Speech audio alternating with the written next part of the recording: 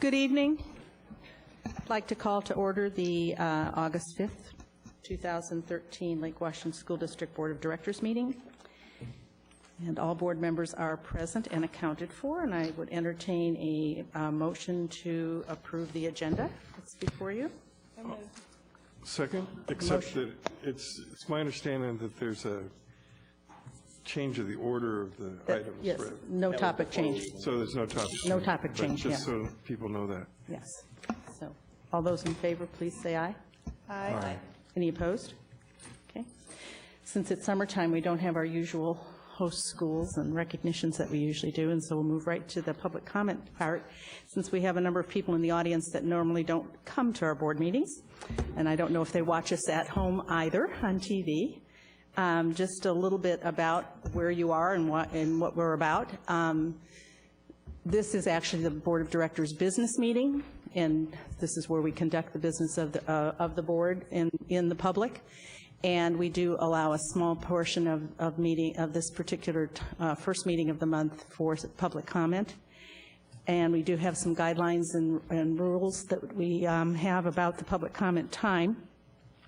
One, we will ask those who have signed up to come to the center podium to introduce yourself by telling us your name and which school that you are residing near. And that gives us an idea of where you're coming from. You have 3 minutes maximum to speak, and since we have a number of people speaking on the same topic, that is a 30-minute time limit that we have on one topic, so once 30 minutes is done, we'll be done having people come forward. And we also request that those people, as you come up, have something new to say to the board, so we don't want to hear the same sentences or comment about your topic, since this is mostly around the pool. For 10 people to come up and say, save the Juanita pool, we got that. So, and we certainly have seen the emails, so it's not like we haven't heard from you.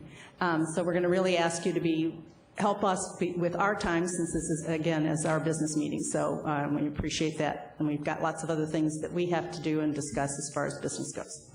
So again, and Nancy's reminding me, not only will we be dealing today with the bond and levy, but measures, but this is our meeting where we adopt our budget, and there's a public hearing at that point. Other than that, this is the only time that the public can speak to the board, other than, as I said, we'll have a public hearing around the budget itself, and that is all it'll be around, so no other topic. And once the public comment period ends, then it is just really board discussion and board work. That being said, yes? Just to clarify, you are welcome to talk to us as individuals. You are welcome to send us emails. But not here. In our board meeting, this is the time that's allotted for public comment. And it really is comment. It is not a dialogue between the board and you. So if you have questions, it's best to ask the questions either in writing or email or whatever after, but not here. So beginning with that, I'm sorry, yes. And to help you with your 3 minutes, we do have a stoplight. and Vanna here. And yellow means you have about a minute. So when you see the yellow light, you should be really wrapping up your comments. And I will stop you when it hits red. Besides, you'll hear a buzzer. So between the two. Just as respect for other people, so they have their time, their full 3-minute time, if they so choose. You do not have to speak the full 3 minutes, because that's up to you. But that is your maximum. Therefore, I'm going to probably do first names, and I'm going to try not to mess, because last names sometimes get a little harder for me to do, and reading sometimes people's handwriting. First is Brooke.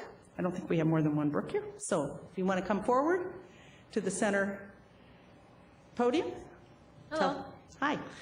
I am from Lake Washington High School. And you are Brooke? Brooke Bonnell. Okay. I wrote a few notes here.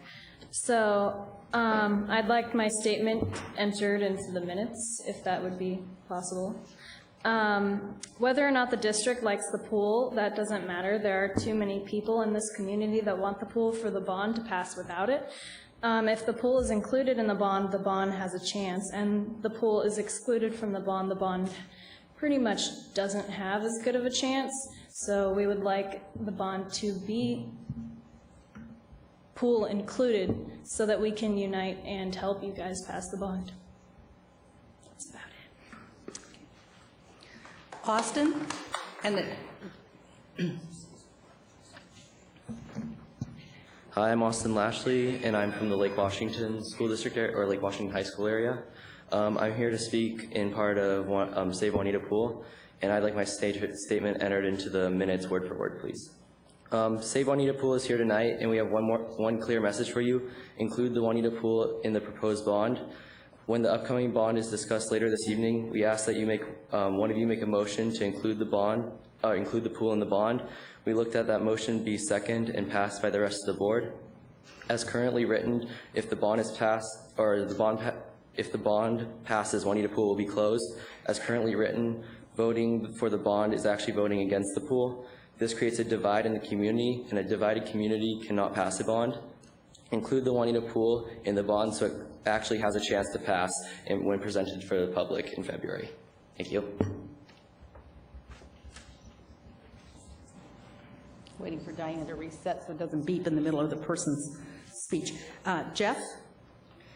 And just in case there's any question, it all gets entered in the minutes, so you don't need to waste your time telling us that. Good evening, President Pendergrass, Superintendent Pierce, and board members. My name is Jeff Grove. I live with my wife, Christiana. We've been in Kirkland area, the Lake Washington School District, since 1994. We have a 9th grade girl starting at Lake Washington and a 12th grade boy finishing up at Lake Washington this year. Thank you for the opportunity to speak to you today. Sorry, I'm trying to figure out what I can cut out so I won't be redundant. I understand there are many difficulties in maintaining the existing pool or constructing a new pool, but a pool is a valuable community resource that cannot easily be replaced. While it is not necessarily within the charter of LWSD to support the community at large, LWSD is still an integral part of the Kirkland community, and LWSD should not and cannot remove itself from the community. Doing so would only invite other members of the community who have no vested interest in schools to consider removing themselves from the needs of schools and school districts. Obviously, budgets are very tight, and many organizations have tried to focus on core competencies, but that has to be balanced against other broad benefits. We are one community. All organizations and citizens within the community need to work together for the needs of the entire community. Making a determination to demolish an existing pool, even one that is costly to maintain, is not a decision to be made without careful consideration. I urge the board to investigate multiple long-term options, include some wording that includes plans for a pool as part of the language of the bond measure. I have a few other things in here, but I think in the name of time, I'll just cut it out. Thank you. Thank you. Alex?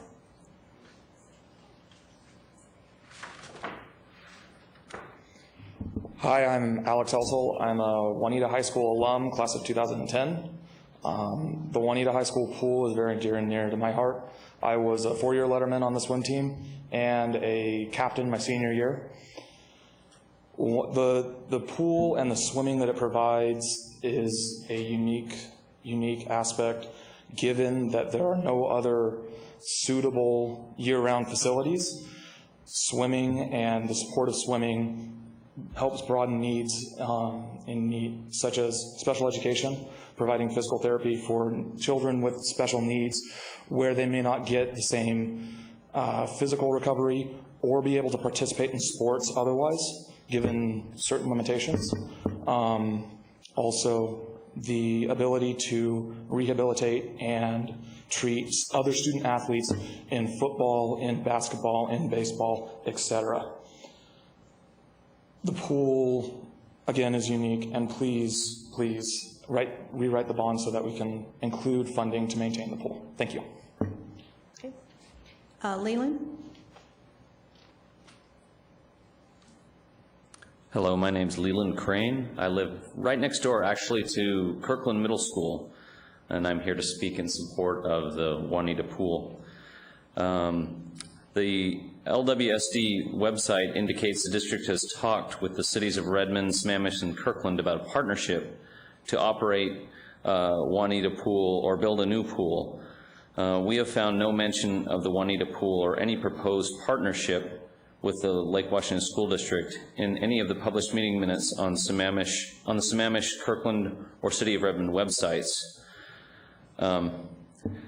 Maybe there's some concrete evidence about the district is in partnership with Redmond, Sammamish, and Kirkland regarding the Juanita Pool, but we don't see it in the published meeting minutes anywhere. So we respectfully ask for two things. Immediately remove any claims from the website about being in talks with these cities, unless you can offer more details about these discussions, because we would like to be familiar with them as well. And we also ask you to make this a motion this evening to include the pool in the proposed bond. We will then look for that motion to be seconded and passed by the rest of the board. I'd also like to say that the pool is, to me, is a resource much like the gymnasium at the junior high or the track at the junior high that I live next door to. And I see, the community using this, not just the students at the school. And I think that the Juanita Pool also plays that role within our community. And I think it's an important resource for giving our children an opportunity to live a healthy lifestyle. And the swim team in high school also provides access for students to participate in a sport that they can participate in the rest of their lives and continue to have a balanced, healthy life for the rest of their lives. And we need to give them the opportunity to have as many places to find those things that they can participate in later in life while they're in school. Thank you very much for your time. Thank you. Is it Malika? Did I do that right? My name is Malika El-Kaisi, and I'm a swimmer for Lake Washington High School. The district has stated repeatedly that the majority of the programs using the Juanita Pool are community programs rather than district programs. All the more reason to include the pool in the bond. Taxpayers and the community pay for the bond, and since the community is paying for the bond, it makes sense that there would be some community programs running in the pool. Thank you. Thank you. Doug?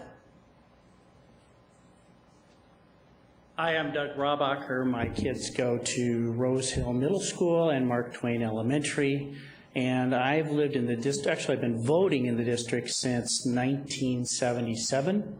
I voted for every single bond issue and levy that you guys have proposed. And so now I'm asking for a favor, my first favor from you. There's a couple of issues. We've had some well-spoken people go before me, and a lot of my ideas are gone. But there's a couple that I'd like to punch up, and one is community. I do a lot of one-on-one talking to my neighbors that send our kids to private schools about why they should vote for a school levy. I have maybe one or two of my neighbors have kids in public schools, and the rest of them, and I'm talking over a dozen, go to private schools. You need those people's votes. You're not going to get their votes by building new Juanita high schools. You're not going to get their votes by getting more computers in the public schools. You are going to get their votes by providing community services for them. Juanita Pool is a community service. You are a community organization. You are voted on by the entire community, and not just the people that have kids in schools. You have a responsibility to the entire community, not just the education community. So that being said, I would like you to look at all the people in orange here. This is a community action group. We have a president that started one of these. These are motivated people. Every single one of these people will work hard for this levy if you include the pool. If you don't include the pool, I don't know what will happen, but I don't think they'll work very hard. Thank you. Francis, I am going to ask that we not get into the applause and the cheering. Thank you. Francis? Hi, I'm Frances Durkin, and I'm here to speak in favor of the Juanita Pool. I don't have anything prepared today, so I'll just talk about my experience with Juanita Pool. I've been swimming my whole life, and I've always loved just water. I've done synchronized swimming originally at St. Edward's Pool, and that was closed. And going through the experience of a pool closing that was the home of a team was devastating for that community. We were going to people's pools in their houses to practice. if we close Juanita Pool, we'll not lose just one Syncro team. We'll be losing the Syncro team. We'll be losing Juanita team. The LDUB team will be losing. The people who go there for their therapy in the pool will be losing swim lessons. The high schoolers and kids and people who are working there as lifeguards will be losing everything that has to do with swimming at Juanita Pool. There are so many meets there beyond like just Juanita and LDUB. Meets from all over the district go there, and there's no other options. We have Redmond Pool, but it's not big enough to hold those double meets where you have 4 teams. There are certain things about Juanita High School pool that you don't have any other pool in the whole area, and if we lose it, it's going to just be an entire hole in the community, and I don't want that to have to happen because I know so many people who are part of that community. Thank you. Thank you. Keith?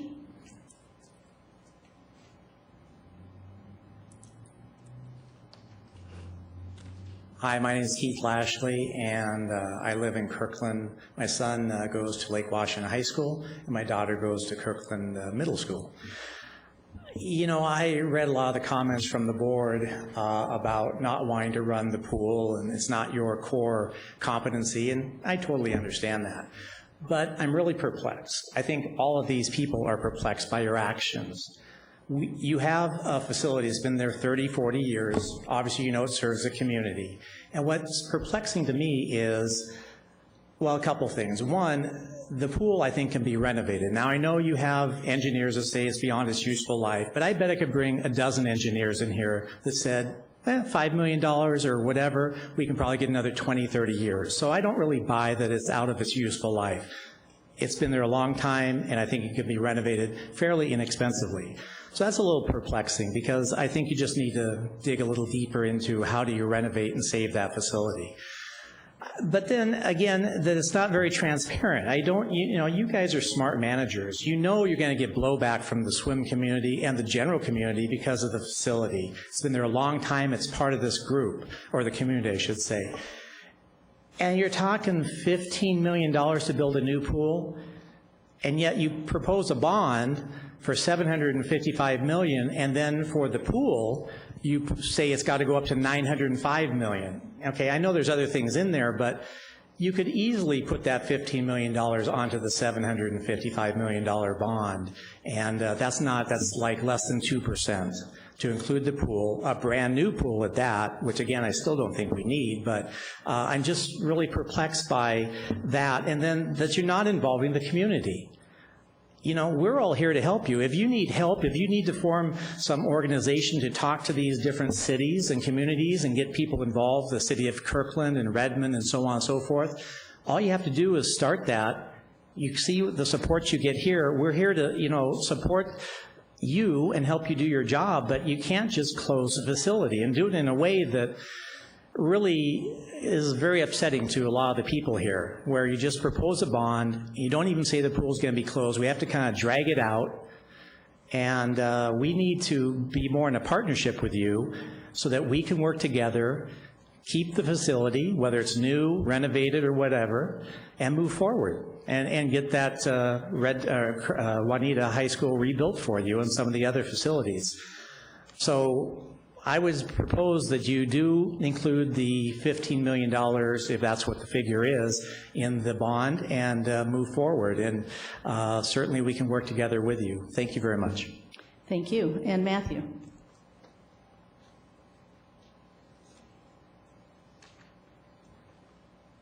Hello, Matthew Williamson. I'm a swimmer at Bothell High School, actually. And you can tell by my shirt, but I am here in support of Juanita Pool. We've heard a lot of really important things about the pool and what it brings to our community, but I think there's one thing that this specific group of people is a little bit almost blind to, and because a lot of us are swimmers, I don't know if you can tell, but most people are swimmers, we don't always appreciate the importance of maintaining water safety and familiarity in our community. I don't know if you all are familiar with USA Swimming's Make a Splash Foundation, but it's a countrywide movement to combat childhood drowning. And in fact, childhood drowning is listed as the second highest cause of accidental death in childhood. And simply participating in formal swimming lessons can reduce that risk by 88%. And as my mother likes to say, swimming saves lives. And I think it's something that, as I point out, people in this room who are swimmers and who have been around water their whole lives don't always understand. But I've been a swimmer since I was little. But my dad grew up in a very underprivileged neighborhood and never learned how to swim until he was 50. I actually taught him how to swim. And that was just incredible to see, my father, who is so much a strong portion of my life, so afraid of water. And it's something that we don't always understand, but it's a huge impact on people. And so I think that's just another reason for you to consider maintaining such a vital organization as Juanita Pool is in our community. Thank you. And thank you. That's all I have signed up for the pool. So I do have another person here to speak, and that is Susan. Is here. I know she's in the room somewhere. There she is.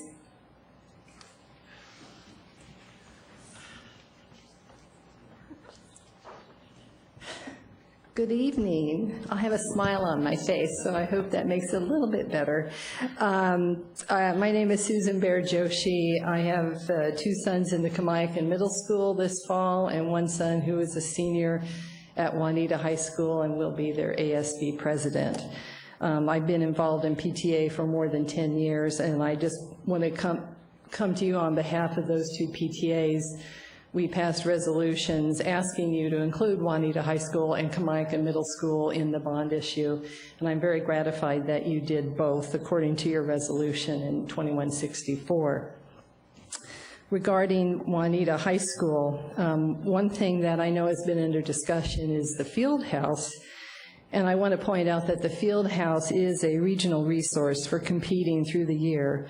There are events that are held from elementary schools, middle schools, and high schools, as well as other regional facilities, regional activities. And it's important to consider rebuilding that field house when you consider the bond configuration and the school configuration.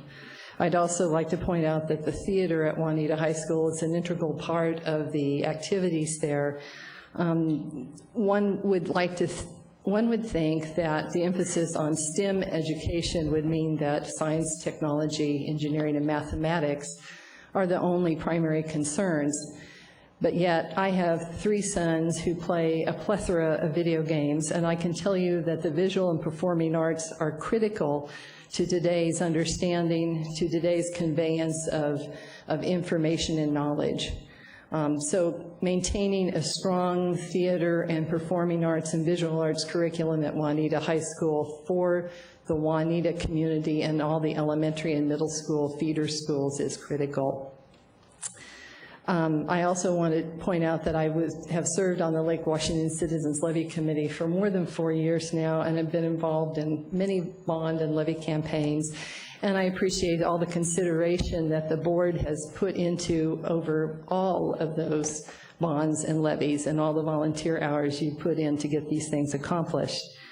I was gratified to see in the resolution in 2164 that the district continues to be sensitive to the broad cross-disciplinary nature of our district. I don't know of another district in the state that covers 3 distinct communities and such a wide geographic area from Lake Washington border to Sammamish.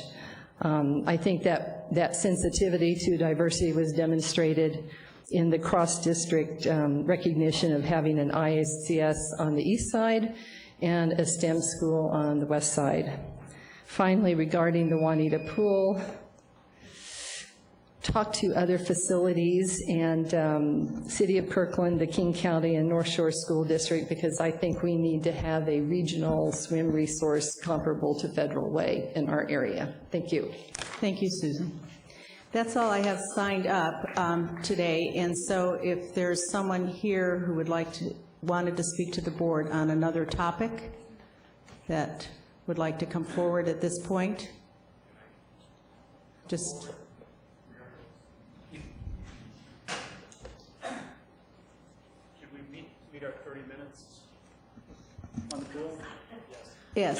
We did? Yes. Okay, I have 20 seconds. I will give you 20 seconds, and then I said another topic. Yes.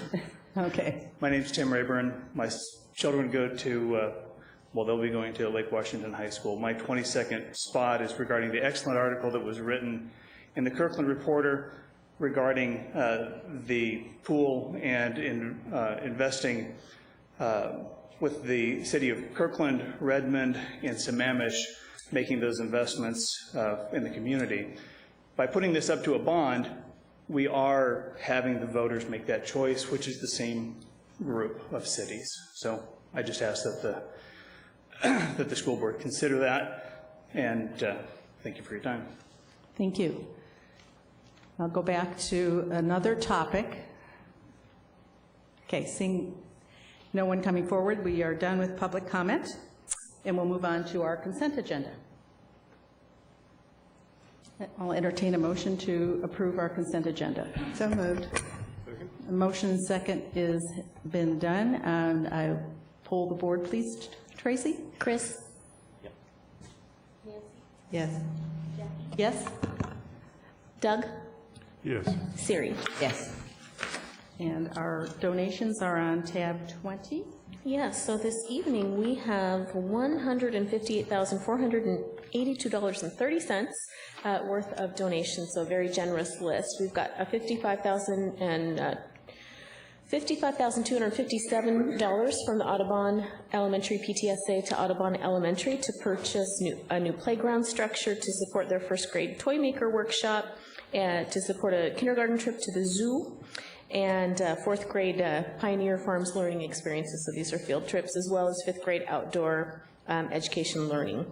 We've got a $1,600 donation from the A.G. Bell PTSA to Bell Elementary to provide a stipend for homework club. A $5,581 donation from the Albert Einstein PTSA to Einstein Elementary to support field trips and provide curriculum support. A $12,800 donation from Robert Frost PTSA to Frost Elementary to purchase a traversing wall.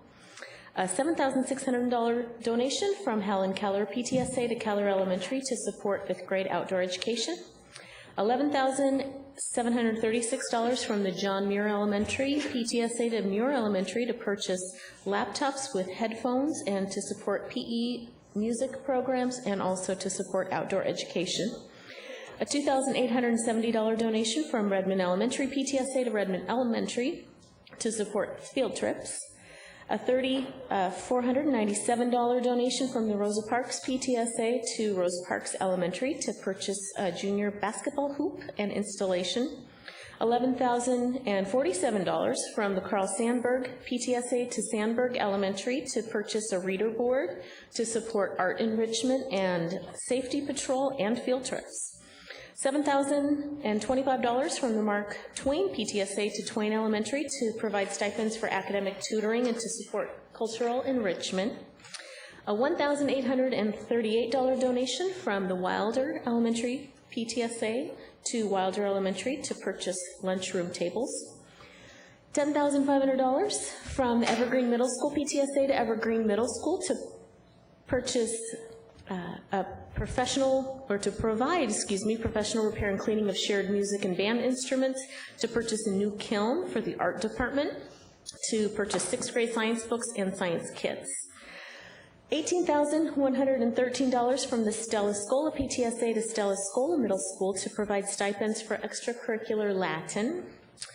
$7,800 from the Eastlake High School PTSA to Eastlake High School to purchase signage for their gym. And finally, last but not least, $1,215 from the Redmond Middle School PTSA to Redmond Middle School to provide funding that supports their Invest Ed program to help students who are in need. So again, a total of $158,482.30 total in donations. Very generous list. And it's August. So I'm sure many of these may have been kind of finishing up the last of the school year. If not, they're really ahead of the game. But we certainly appreciate all the contributions that we get from all of our PTAs, who are certainly our staunch supporters of our schools. Did your chair die? No. Okay. All right. Now we move to our non-consent agenda. And the first will be on the topic of our levy and bonds. Yes, so the situation report is on tab 21. We're actually going to start tonight with just doing a recap of where we left in June with the Bond and Levy Advisory Committee's recommendation and the process that we have completed since June that brings us to tonight. So we had shared in June that we were going to do some community polling regarding the recommendation, and so we have that feedback to share. So Janine's actually going to start us off tonight with that presentation, and then turn it back over to me to provide some additional comments in the context of the recommendation. So it looks like we need just a moment to get the presentation queued up. So I think we're almost there.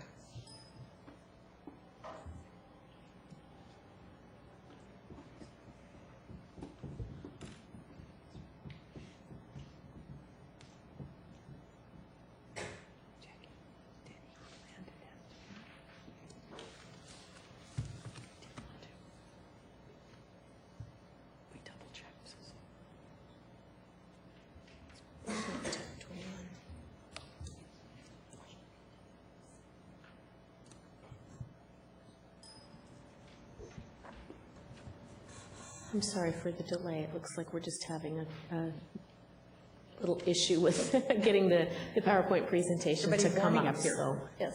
Is this our hearing? I'm sorry? Is this our bond hearing? Yes. No, we're not having a hearing. We're just having a... Oh, we have to have a public hearing. Not for the Oh, the bond. budget. Yeah, I misspoke earlier when I said it was tab 21. We're actually in tab 22. Yes. Okay, we have the presentation ready. Sorry about that.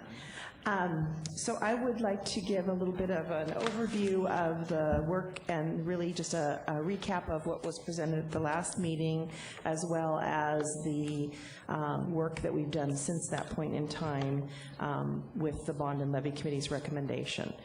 So as you will recall, we talked about the three funding measures that are under consideration for February of 2014.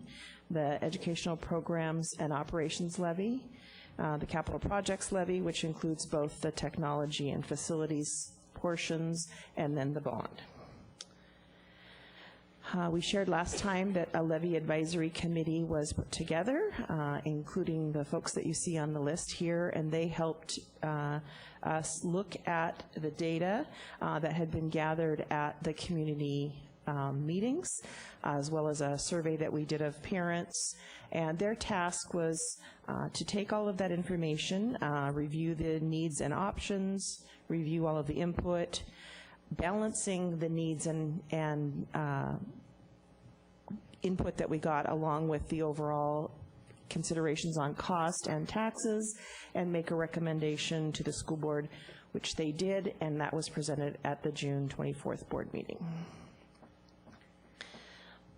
This is a summary that we've shared before of just the overall timeline. The work here really began back in last fall with doing the assessment of the needs.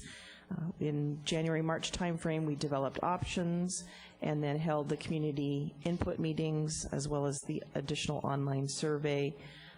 The Bond and Levy Committee, of course, made their recommendation. And then since that time, as we shared, we've done some additional feedback. We did both a poll as well as a community partners group that gave us some additional information. We are here in August 5th tonight for the board action, and then as we all know, then that's the first step in taking the final decision forward with both an informational campaign that the district does, as well as the promotional campaign that the Citizens Levy Advisory Committee will be helping with for the election in February of 2014. The committee's recommendation, as a summary, included the facilities portion of the bond and levy, or excuse me, of the levy, the capital projects levy.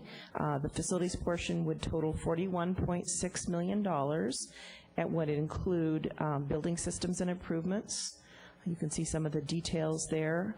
Site improvements, athletic and playfield upgrades, school and program improvements, as well as code compliance and health and safety. The technology portion of the levy would be $85.6 million, would include investments in technology infrastructure and support, equipment, software and support systems, business technology, and training and professional development. And you can see some of the additional details there for each of those items. The committee's recommendation for the bond was to address the growth needs through 2022 and then change the phases of the original modernization plan and include 5 of 8 schools in that. So overall, the bond recommendation would build 3 new elementary schools, a new middle school, an East Side internationally focused choice school, a West Side STEM-focused choice school, would modernize and expand Juanita High School, build an addition at Lake Washington High School, as well as East Lake, and then modernize 5 of the original 8 Phase 3 schools based on their age and condition. The net impact of that in terms of the proposed tax rate is shown on this slide, comparing the 2014 tax rates for each of those items with the proposed rate. The net overall increase, if all measures were passed, is an 81-cent increase per $1,000 of assessed value. And you can see that equated in an average home in Lake Washington School District, which is assessed at around $450,000, would be about $365 per year, or an average of about $30 per month if all 3 measures were passed. When we after we left the meeting, we did 2 things. We got some input from our community partners. We got good feedback from them. A lot of that circulated around the informational campaign, kinds of questions that they thought we should be looking at, ways in which we could address some of those questions. So a lot of that really circled, nothing really saying that these weren't the right measures, or their feedback was mainly around how we could inform the community and help engage the community, the kinds of questions they thought they might have. In addition, we did a statistically valid poll, similar to the process that we used earlier in this year. So this represents demographics across our community. And the question was asked to identify if you would favor or oppose the levy, and they describe a little bit about the levy. And in the survey results that we got back, there were, a little bit hard to see in it, it's 59% favor the educational programs and operations levy, 22% said they would oppose, and 20% were undecided. And remember, this is a measure that requires a 50% passage rate, as it is a levy. The capital projects levy, which includes both the facilities and technology portion that we shared earlier, would resulted in 62% of the community saying that they would favor such a measure, 24% saying they would oppose, and 14% were undecided. And finally, for the bond measure, now the capital projects levy does also require a 50% majority to pass. The bond does require a 60% majority, 60% plus 1 to pass, so it does have a higher standard of passage.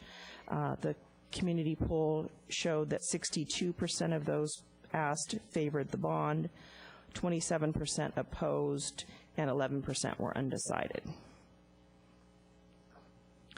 And finally, a question was asked about which of the measures was the most important, and 42% of the community said that the educational programs and operations levy would be the most important measure to them.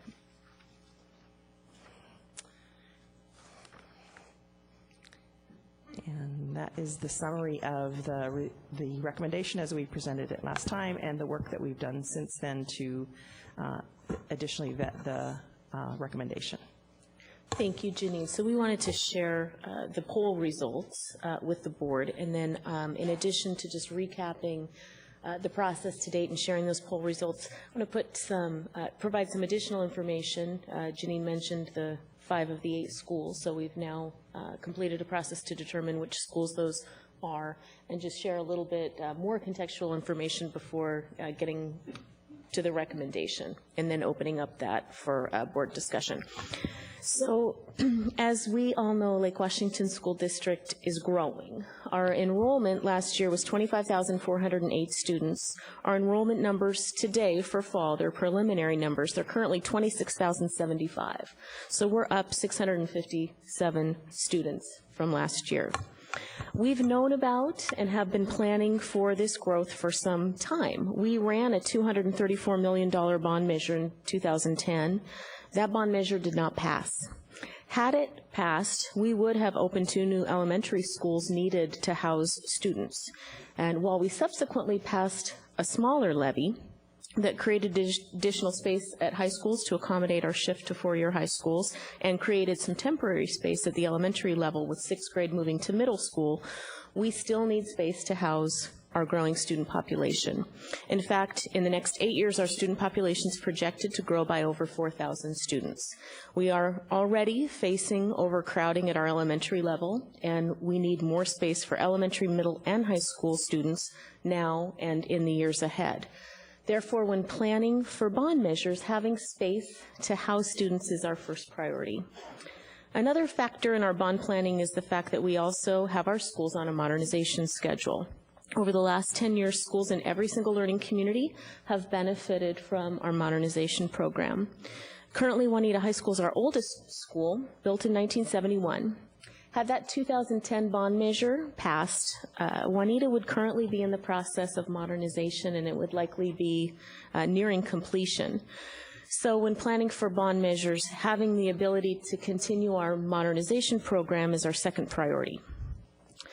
Building new schools to accommodate additional students and modernizing additional schools costs money. And that money comes from taxpayers who live in our district, whether they have students in our schools or not. So when developing a recommendation for a bond and levy to bring to the board for consideration, careful thought goes into balancing the needs of the district with the real property tax implications for citizens living within our district.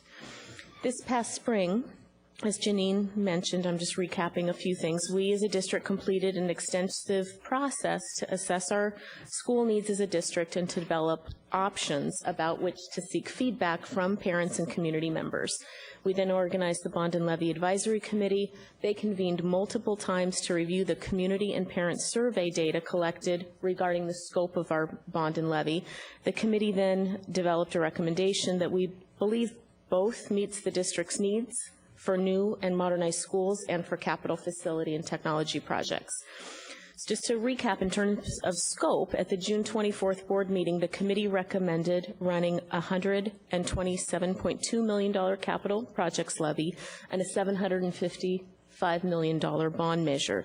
That's a total of $882.2 million.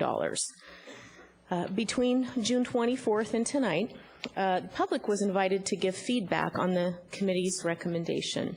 And as we all know, much of the feedback that the board and I have received between the June 24th meeting and tonight is with regard to the pool at Juanita High School, as the committee's recommendation does not include a pool in the scope of the bond. So I want to provide some additional context tonight regarding why the committee's recommendation did not include the pool. First, it's important to highlight that the committee is not anti-swimming or anti-pool. The committee You saw the names of the folks on the committee. They were charged with the very difficult task of developing a recommendation that we believe meets the district's needs and that we believe will garner the support of the Lake Washington School District community at large, who are the taxpayers in our district. The bond recommendation, again, is $755 million, which is not an insignificant dollar amount. That $755 million will cost taxpayers an additional 53 cents per thousand of assessed value in their property tax. And that will enable the district to build 3 new elementary schools to accommodate growth in student enrollment, to build a new middle school or equivalent space to accommodate growth in student enrollment. It'll allow the district to build new space at the high school level, including that internationally focused school on the east side and the STEM-focused school on the west side. And those schools, the internationally focused school and the STEM-focused school, will serve students from throughout the district and provide regional balance in our high school options for students. That bond measure will also allow us to build additions needed at Lake Washington High School and East Lake High School. It will allow us to modernize and expand Juanita High School. And it'll allow us to modernize or replace 5 of the 8 schools that are in phase 3 of our modernization program. I think it's really important to highlight here that there are actually 8 schools on that list in phase 3 modernization. So sticking to our original schedule would have us including the funds to modernize all of those 8 schools in the upcoming 2014 bond. However, given the district's needs for new schools to accommodate student growth, the committee need to assess whether including all 8 of the schools in phase 3 was still feasible, given the overall scope of the bond. So given the age range of the schools in phase 3, the committee's recommendation took a more conservative approach to modernization by shifting 3 of the 8 schools currently in phase 3 over to phase 4 and modernizing only 5, the 5 most needy schools in phase 3. So since that recommendation was made in June, the district's now completed an age and condition assessment, and we believe that the 5 schools that should be included as the 5 to modernize, again, in addition to Juanita High School, the other 5 schools would be Kamiakin Middle School, Kirk Elementary School, Mead Elementary School, Rockwell Elementary School, and Evergreen Middle School. So I'm going to give you some additional information on how those schools emerged to the top of the list, but I want to make sure everybody understands that this means that Alcott Elementary, Smith Elementary, and Wilder Elementary would be shifted to the top of the list for phase 4 modernization. Since we run our bond measures on an 8-year cycle, phase 4 would be planned as part of the 2022 bond measure. And so by not including those 3 schools that are originally slated for phase 3, we reduce the scope of the bond by $100 million. So in terms of how we decided which schools that we're recommending to be the 5, in our previous 2 phases of modernization, we included a high school, 2 middle schools, and 6 elementary schools. So in this phase, we'd have a high school, 2 middle schools, and 5 elementary schools. We look at age, physical condition, and program needs. So when you look at the age of the facilities, we've got a range here of again, not including Juanita High School, that's a given.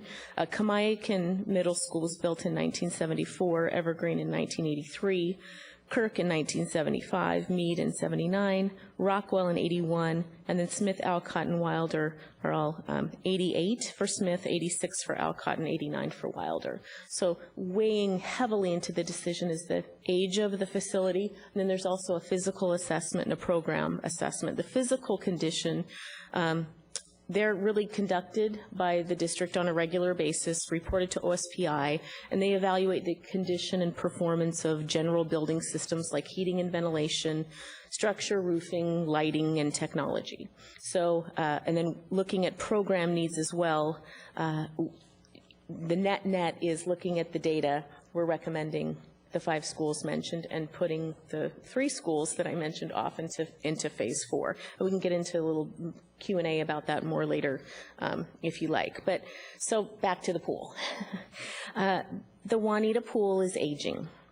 When we modernize Juanita, we need to address what to do with the pool. The Juanita Pool, as many people have mentioned, it's the only pool in the district, and as a district, our main purpose for having a pool was really to accommodate high school swim teams. And a number of years ago, during budget cuts, since the pool was costing the district about $177,000 a year to operate, we turned over management of the pool to WAVE. And WAVE also manages the Hartman Pool in Redmond, and how it works now is WAVE pays the district for utility costs for the Juanita Aquatics facility, and we pay WAVE $36,000 to allow our high school teams to practice at the Juanita Aquatics facility and at the Hartman Pool. So generally speaking, Juanita and Lake Washington practice at the Juanita Pool, East Lake and Redmond practice at the Hartman Pool. Competition does occur at both pools, and last year, in looking at our data, approximately 300 of our students participated in high school swim and dive teams. The Juanita Pool is also used by the community at large, and as we heard tonight, again, by some students in other districts like North Shore. However, people residing in the North Shore district and outside of our district boundaries don't vote for our ballot measures and are not impacted by the taxes associated by our measures. As was mentioned tonight, as a district, we're unique in that we serve 3 cities. We serve the city of Kirkland, the city of Sammamish, and the city of Redmond, as well as parts of unincorporated King County. The city of Redmond has a pool, that's the Hartman Pool, and their citizens fund that pool. The city of Sammamish is in the process of building a pool for their citizens in partnership with YMCA, and they're completing the design phase of this pool project right now. So when developing the bond recommendation, the Bond and Levy Advisory Committee really had to grapple with whether people living in the Lake Washington School District in Redmond and Sammamish would be supportive of an increase in their taxes for a pool in Kirkland that's used largely by the community there, including people who don't reside within our district. Given that Redmond has a pool and Sammamish is in the process of building a pool, the question for the committee really became if there's a need for a community pool in Kirkland, who should be focusing on ensuring that that pool exists. The issue became especially important in light of the fact that the recommendation adjusts our modernization schedule and now has 3 schools being moved from phase 3 to phase 4. So those 3 schools will not be modernized in this phase as originally planned. The committee had to grapple with how do we justify adding scope to the bond for a pool over modernizing one of our elementary schools that was originally on the schedule for phase 3 modernization. In other words, how do we say to an Alcott parent, we put a pool on the bond, but not your school? As I mentioned, the committee looked at data collected from parents, and in the parent survey, the district asked parents if they would be supportive of adding scope to the bond to fund athletic facility and field upgrades. And 61% of our parents were supportive of adding additional scope. However, the other piece of data that the committee looked at was when asked to rank order priorities for where the money should go, the Juanita Pool ranked 4 out of 5. After elementary school playgrounds, after middle school sports fields, and after high school sports fields. High school stadiums ranked last. Another factor in the recommendation is the location of the pool. One of the options we're exploring is to incorporate that west side STEM school at Juanita High School.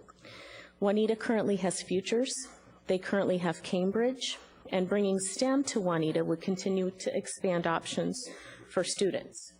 So one option is we could modernize and expand Juanita to include STEM, and the current footprint of the theater and the field house without the pool could remain and we could incorporate STEM. That would mean each of our comprehensive high schools, or 4 comprehensive high schools, would have about the same number of students on campus, and we'd also be keeping them all under that 2,000 mark. Therefore, if we were to have included scope for a pool, we would also need to acquire property for that pool.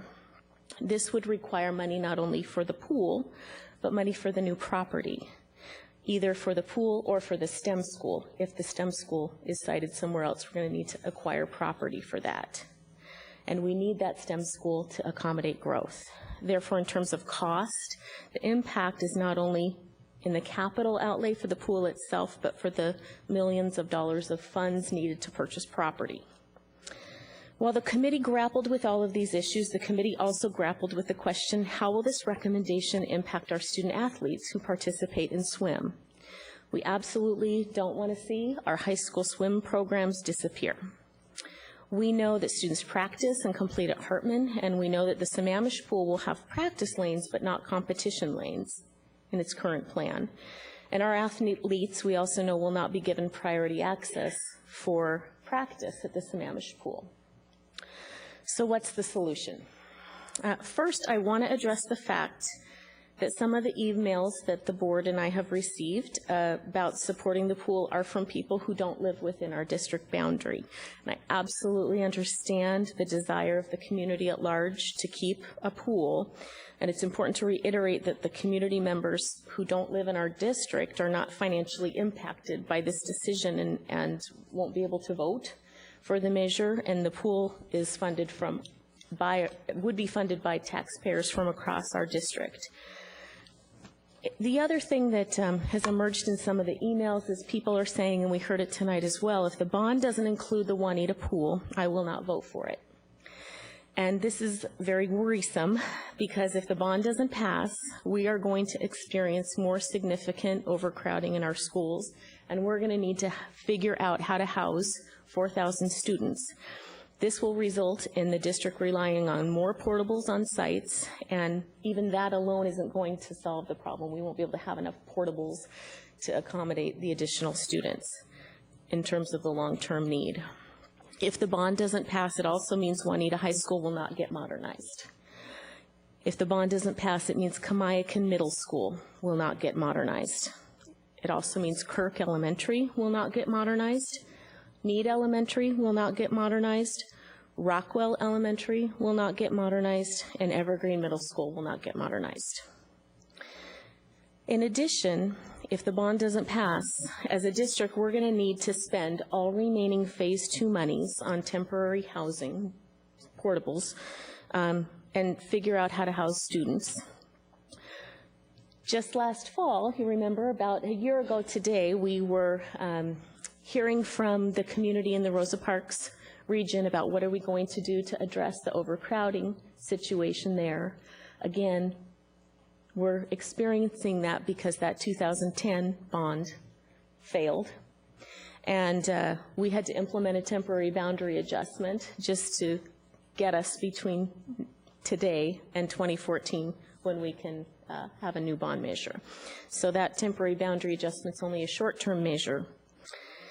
So there's big implications for us in terms of how are we going to serve our students and our families if the bond doesn't pass.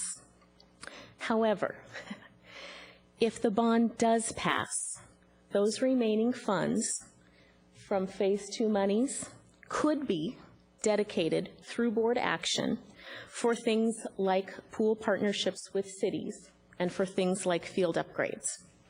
Right now, we're anticipating that Phase 2 will come in 10 to 12 million less than the bond sold.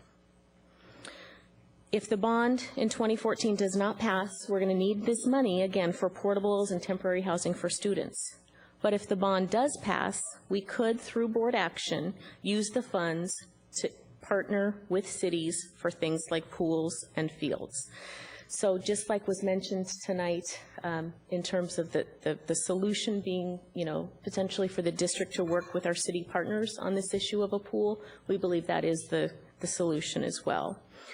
The committee believes we've put together a reasonable recommendation for a bond that allows us to accommodate student enrollment growth, allows us to continue to modernize our schools, and takes into consideration the taxpayer impact on fulfilling these needs. So the recommendation before you is that the Board of Directors adopt Resolution Number 2161, replacement of existing EP&O levy, Resolution number 2162, replacement of existing capital projects levies. And resolution number 2163, general obligation bonds in order to properly provide for the financial obligations and educational needs of the district and its students. To open discussion, I will entertain the motion and a second, and then we will go into discussion. I'll move approval of the measures before us for the purpose. I'll move approval of the measures before us for the Excuse me, sir. purpose. Sir, no, there's no public hearing for the bond. You will get your chance to vote in February. Oh, I think the misunderstanding is the public hearing is on the budget, which we Right. do later. Yeah. Yeah. We're not in discussion with this audience, sir. Please sit down. Yep. Doug, would you continue? So, Sir, do we have to have you removed? yeah. No. Sir? Well, see, the concern is, sir, the concern is, no. Okay, you're This done. is- sir, I'm sorry, this you is just our lost your public entire meeting. audience. We'll listen to This people is who a are polite. public meeting. We do our business in public. This but is not how we don't do our have public to meetings. Engage with the public at this point. So I understand you're frustrated, but we're doing our business in public as we're supposed to, but we don't, in this stage of the meeting, have to have an engagement with the public. So are you telling me then that We're not engaging in a conversation right now. No, I'm sorry. Excuse me. I'm very Sir? sorry, but this is not how our meetings work. Have you been here for the last 6 years for every one of these meetings? Okay. I will listen to I'm people who are going to call polite for and a abide by the recess for the rules. next 10 minutes, please. Robert's Rules of Order. Okay, Meeting is 10 recessed. minutes adjourned. Yep. I'd like to call our meeting back to order. And again, thank all of you for your patience and letting us kind of get back on track.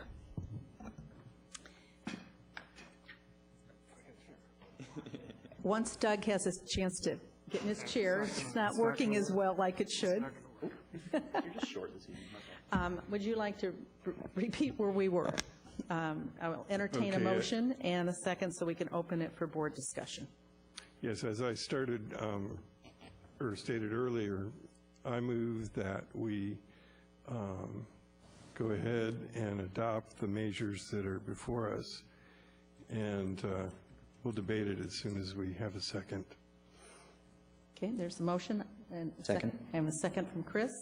The floor is now open to board members for comment, discussion. If I may. Go ahead, you can start. So first thing, I wanted to thank all of you who've come out to show support for the pool. Although I'm not sure I believe any of you are swimmers because I don't see any ice packs on your shoulders. Anyway, this is not a decision that we take lightly. I was a junior lifeguard. I was well, I won't pretend I was a competitive swimmer. I was a non-competitive swimmer. I have 3 children on the Orcas swim team. For the last several summers, if you've been to Peter Kirk Pool, you've heard my voice announcing all of our home meets. I've been the starter for a couple years now as well. I've almost got the order of the individual medley separate from the order of the relay medley. I recognize a number of you as our lifeguards and our swim teachers. This is having given you some of my personal context, I agree with everyone here. A community pool is necessary. It's not an option. We must have a community pool. So I'm thrilled to see the community support. I'm actually disappointed that you didn't have more. We don't quite have standing room only. I see 5 open chairs up here. Okay? Next time, more. That said, the right question. There are 2 questions you need to be asking as a community. The first question is, how should a community pool be structured in the Kirkland region? And the second is, how should a community pool in the Kirkland region be supported? Okay? How should the pool be structured? There are at least 4 constituencies out there that matter. We need to have a pool that supports high school athletics. We need to have a pool that supports swim lessons down to pre-elementary. And we need a pool for therapy. And personally, I believe there's a fourth community out there which is completely underserved in this state as far as I can tell. Those of us who care about water polo don't have a pool anywhere, period. Okay, so the right facility includes a lap pool, a warm therapy pool, a toddler pool for water safety training, and a dive tank / water polo pool. This is a big deal. At best, half of these needs come from a high school. Given such a structure, how should a pool be supported? One of you out there, I admire anybody who's been voting since 1977. At the time, I was 7 years old. Now, another important thing happened in 1977. In 1977, our state legislatures put in a temporary levy lid on how much taxes we as a school district can collect from you as voters. You as voters have done a marvelous job for us. You've allowed us to collect as much taxes as we're legally allowed to. But that doesn't apply to cities. That doesn't apply to other taxing structures. It's just school districts that are screwed by this levy lid thing. It was temporary in 1977. It was supposed to sunset before I was 10. I'm 43 years old, and our temporary levy lid is still with us, okay? It's leading to some rather extraordinary silliness. But given that the levy lid is still with us, do you really think it makes sense to take a pool and put its operating budget inside of the same operating budget that we are only allowed to spend up to a certain limit for education? Would it or would it not be better to put it under another taxing authority that can raise the amount of money required to build the right pool and keep the right pool running for you? So fundamentally, it doesn't make sense to keep the pool facility straitjacketed with us in the school district. This is, I'm sorry, we have been looking at the numbers, we have been looking at the books. We just found 3 years ago, 2009, 2010, our superintendent put out a warning. We were going to have to close the pool. It's been 3 years and we haven't closed the pool, but we are now the ones left holding the bag. St. Edward's is closed. All of the other major public pools that were year-round pools have closed. We're the last one standing. What are we to do? What we need to do is we need to channel the enthusiasm in this room into getting this done and getting it done the right way rather than the immediate way or the quick way. The right way is to build a community pool in whatever structure makes sense, but not putting it underneath a levy lid where you're competing against all of our other budget items within education. You, as a swimming community, a pool is allowed to raise more taxes than our levy lid. It can be outside of our levy lid. This is a big deal. It's a very good thing for us. Does this mean that we won't have swimming programs in our high schools? Of course not. We will purchase time in said pool. We will participate in this pool. So one of you raised the question of our conversations. We are having conversations. This is a matter of public record. Our conversations on an administrative, on an actionable level, on an executive level are not part of public record because we're trying to figure out how to make things work. So with that, our administration has figured out how to keep the Juanita Pool running until we break ground on a new school. That is not going to happen soon. It takes a while to design a school. It takes a while to pass a bond. At the earliest, 2017 figured out how to keep it running, barring a catastrophe. I don't think we have an extra $1 million in the budget if that pool manages to break something or is worth $1 million. Not saying it will, but we have found enough budget that we think we can keep it running until we would break ground. That gives us 3 years as a community to get out there and find the right way to do this. Find the right taxing authority. Perhaps it's the pool district endowed in and of itself. Perhaps it's the city of Kirkland. I don't know. All I can tell you is there are many ways to do this, and we are, the way that it has been done, that does not make the school district the right way to fund a pool. With that in mind, tomorrow night, wash your shirts. Come back tomorrow night. Not here. Not here. Not here. Kirkland City Council, 7:30 tomorrow night is meeting. They have a public comment section. Again, this is something we need the entire community to be pulling in the same direction. Don't blame us. We are going to try and pull with you. We as a board are directing our administration to try and help solve this problem. But solving this problem is not a matter of putting the pool in the bond in lieu of helping us renovate one of our 50-year-old elementary schools. So thank you for listening to my rant on this. I'm very passionate about a pool. I don't consider it an option. We need to figure out how to do this. So thank you for coming tonight.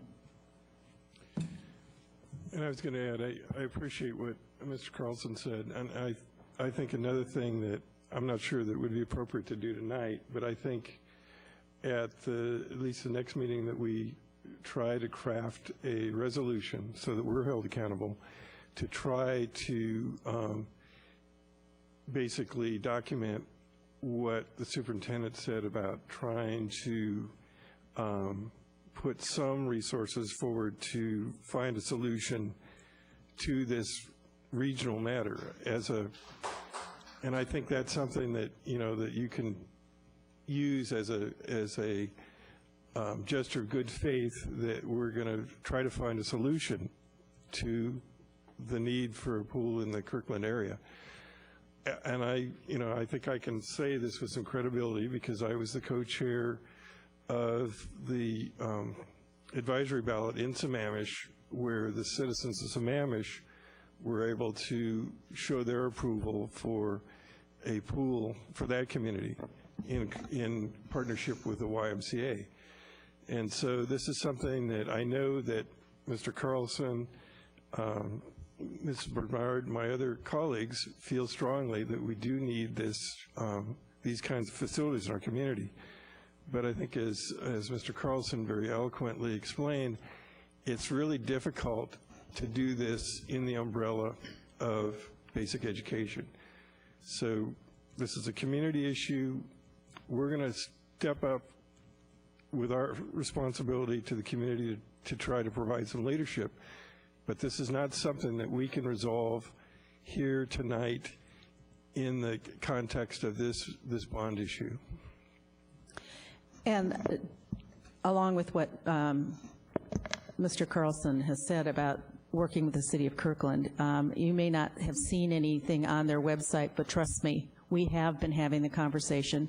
I personally have spoken to 3 of the 7 council members and shared my concern that the responsibility is theirs and it's time for them to step up to the plate and accept the fact as a City of Kirkland, they need to get into the business of providing a community resource, which a pool is, and they have the opportunity to work possibly with the City of Redmond. There are a number of other businesses. We know that Evergreen Hospital has an interest in anything that has to do with the health piece and a therapy pool. There are lots of big businesses now in the city who like to have an attractive place for their people to live and work, like Google. So there are lots of opportunities out there. It's just going to take the community to work with the city and say, step up to the plate and let's get going. And they will not be surprised to hear that this is something that will be asked of them. I think it will be a pleasant surprise, at least from our perspective, that we're seeing some support in the community to say to them, beside us, that they need to do a pool and to get into the business. And as you remember when Chris was talking about taxes, the city has passed an ongoing parks tax. And so they do have some ongoing revenues. And again, how it's structured and what would have to be discussed with them, but that's another possibility for, I think, them and for the community to come together to work on this. None of us like the idea of not having swimming in lessons, especially, and an opportunity for the sport for students in the community. Unfortunately, this was the only pool that when they did all the pools at the same time, Bothell, Redmond, Juanita, that one got put into the district. The rest of them went to cities. And here we are today. And it's the operating costs that come out of the general fund once you've got it built. And it will not be a community pool that will be lucrative as far as raising money. The current pool is not. And we cannot afford to buy or build a pool that has all the bells and whistles that it takes to make money and to make it pay for itself. But a larger pool, a community pool could do that, but it's going to take, I think, everyone to step up together and join hands. Nancy, Siri? I'm strongly in support of what Director Carlson has said, as well as Eglinton and Director Pendergrass, in the sense of pools and with partnerships at agencies, government agencies at this point in time, it's sort of a vital step that agencies have to take to partner as best as possible to utilize our resources as effectively as possible. I agree with Director Eglinton of the importance of setting that resolution to make that commitment as a district, that we will commit to pursuing those partnerships and looking for a solution that best serves the needs of the community and our students within our high schools, in which that they have a place to be competitive and to swim. I think those are important components. I also agree that the school district is not necessarily the right entity to be running a pool at this point in time, and we are looking at these partnerships for many of our athletic facilities in the sense of our fields, as Dr. Pierce had talked about, as well as now another entity such as a pool. So, I don't think I'll get through. Okay. Darn, I don't think I will get through it. Yes, you will. Well, not when it comes down to I'll let Nancy. Nancy is our swimmer, so you know. So if any of us support pools, even more than Chris, Nancy personally has done a lot with that, and I know all of us. I have my speech already. It's just that. Okay, you ready? You're ready. My husband's even here. We've put this date off for a long time, and those of you who think we haven't worked for this, we have. We have worked and worked to try and put off closing this pool, and I never wanted to vote to see the day when we had to close the pool. I was so happy when my husband and I bought our house in '84 to realize that the high school nearest us had a pool. I thought all high schools had swimming pools. I didn't realize how rare that was in this state. I had no idea until later that it was the only high school in this district that had a pool, and how difficult it became as our budget got tighter and tighter and tighter. And I've been on the board for 15 years to maintain that pool. And if you go on our website, those of you who think this is a new issue, you will see the letter from Dr. Kimball several years ago when we had our big public hearings and over 900 of you came out. And we came close to closing the pool because we didn't have the money to operate it. Pools don't make money. That's the bottom line. And yes, $15 million to build a new pool doesn't sound like a lot on a bond, and the state doesn't limit us on how much money we can put on capital and bonds. That's not our biggest problem, except for the fact that our district covers Redmond, Sammamish, Lake Washington, and Juanita areas, and a pool in one corner of the district is not going to be supported throughout the entire district. So even that doesn't make sense, let alone the fact that we don't have the operational money, which is why WAVE now operates the pool. How WAVE manages it, I don't know. If you'll notice, King County only operates one pool now, their big show place in Federal Way. Now that pool is an exceptional pool, and so of course King County operates that one, but they got rid of their other pools. I am not happy about this. I am in public health. I have worked in water safety for over 35 years. We are getting ready to have a man retire from the Department of Health who has spent his whole career promoting health and safety in water recreation. He has done more to save lives than any of you can imagine. We were the first in the country to have some really progressive health and safety rules when it came to pool operations, spas, lifeguarding, pool chemistry, drains, long before the Virginia Baker Graham bill that drove some of you crazy and cost us a lot of money. We were doing that kind of stuff in our state, thanks to Gary Fraser. I know how important pools are, and Chris laid it out really good, really well. We need pools for lessons. We need pools for swim teams, dive teams, synchronized swimming, therapy, even water polo for ex-Californians. I did it inner tube because I went to UC Davis. Okay. Yeah. Hey, it was intramural. It's okay. I know. I played inner tube too. We need all of that, but it's a community responsibility. Jackie has been talking to the Kirkland City Council, Bothell, North Shore for years. And frankly, we tried talking to them when we were trying to rebuild Lake Washington. They weren't interested. Now push is coming to shove. Chris and I have met with one of the new Kirkland City Council members. People are interested. You're interested. It's time for the community to step up and say, we need a pool. I have said for years, ever since King County and the city stopped operating the pools, that we were getting to the point where only the rich kids were going to get to swim.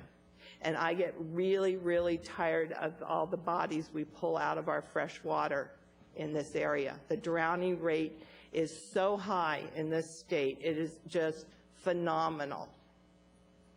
So we do have a drowning coalition. It does remarkable work, but our communities need pools. But the bottom line, if you talk to people around the entire state, is pools don't operate without a loss. There is one pool complex in this state, according to a recent survey, and I haven't been able to lay my hands out on the data, but it was done by another city trying to build a pool. Moses Lake was the only complex they could find that was operating without taxpayer support. So the community has to step up. But personally, I do think that's the community's responsibility. It's too important. So, you know, it's all been said. I shouldn't keep going on and on. It's just, we've got to do it. But that levy that Chris talked about, that there's the levy lid that the state made, and we're not allowed to ask for more money than that lid allows. It's even worse than that, because the state grandfathered in some districts. They get to ask for more money. Seattle, Mercer Island, and Bellevue, some of the districts, they get to ask for a little more money. We're not one of those. So we don't even get to ask for as much money as some of the surrounding districts. And we need our money for education. So we can maintain and support our swim teams and our dive teams, but we're out of money for operating a pool. And so I guess that's all. No, yes, please close, because I didn't do a very good job. Oh, you did just great. What you did fine. I think you have seen is that this is not something that we take capriciously, nor is this something that we have not explored every possible option within our system.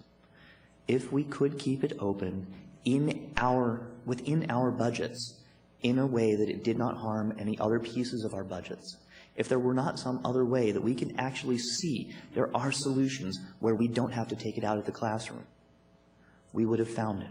We have done as much due diligence as it is possible. We've explored every avenue. At the end of the day, we've been left holding the only open pool. We believe it is time for the community to truly open this discussion and put up where a pool does matter, but not to ask us, because we're the ones who happen to own the one that was built 45 years ago. Ask us to make it our problem and fit inside of our budget. We can do this right outside of our budget. So thank you for listening. I just have one more okay, go thing ahead. real quickly, is that we need, the energy and support, and I also appreciate the fact that you guys were the adults in the room tonight. I appreciate that. Yes. But I think, just to end this, I think we need your help to get this thing off the ground, to work with the city, and there's a lot of business community money in this town as well. So we can make this work, but we need your help. And again, thank you for being here tonight. Thanks you for kind of keeping this in perspective. And we're going to make this work one way or the other. Any other further comments or questions about the bond and levy? And I hope you all also understood the importance of the bond in light of the 25,000, 26,000 students that we have, how critical it is. Just think of you students, that you have a school that's not tremendously overcrowded, that you have a place that you can go to school that's close to your home, that you're not going to be bused somewhere else or schools because of the boundary changes that might happen if we didn't have the bonds passed. So I'm hoping you'll take both of these things in that perspective, and that the bond is critical for us to do the job we are elected to do, and that's to provide an education.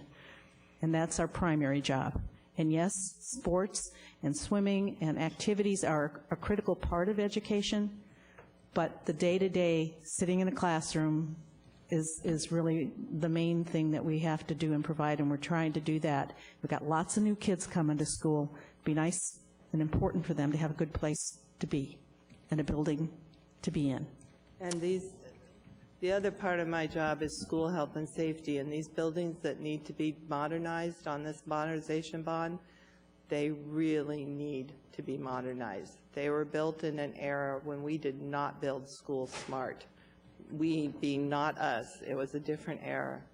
And those of you who've been in, most of you I think I heard were Lake Washington swimmers, and you've seen how nice your new building is with your new, all your daylighting. Of course, you had an old building that was daylighted, but you've got a new ventilation system and a nice new layout. Juanita and Kamiakin, I'm not sure, I don't know the other schools quite as well. They desperately need buildings with daylighting and decent ventilation systems and decent layouts. Those buildings were not built in our more intelligent school.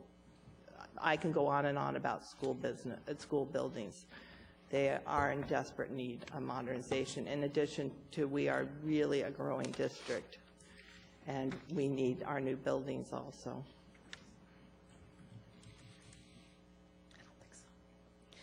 Okay, so any other comments? If not, I will ask for a vote on the approval of the three resolutions. The Resolution 2161 to replace, and I guess that just as another education piece while I'm thinking of it, the two levies are replacement levies. So the current dollars that we're collecting on the levy have the end, and in order to have the dollars continue to pay for additional education needs of the district to the tune of close to 20%, we need to have our educational and program and operations levy renewed. It's like a magazine subscription. If you don't renew it, you don't get them anymore. So both levies are replacement levies. So I, again, would ask for all those in favor of saying aye to approve Resolution 2161, replacement of the existing educational program and operation levy. That's, sorry, 2162. I'm sorry, no, 2161. 2162 is the existing capital projects levies. And I'm reading it off the headline. And resolution number 2163, the general obligation bonds, which is the new piece. So all those in favor, please say aye. Sorry, yeah, my modified agenda has 2161 being the budget. Yeah, I think there seems to be if it's on the resolution, a discrepancy in what's on the agenda. So I believe that the numbers that Jackie is reading from the actual resolution. I read them off the resolution. So it's 62, 63, and 64. No, 61, 62, 63. Okay. 61 EP&O, Yes. 2162 capital projects, 2163 bond. Okay. Thank you. Okay, sorry. So, Wait, Janine's coming up. Hold on a minute. Make sure that those numbers are right. the agenda is correct and the resolution is incorrect?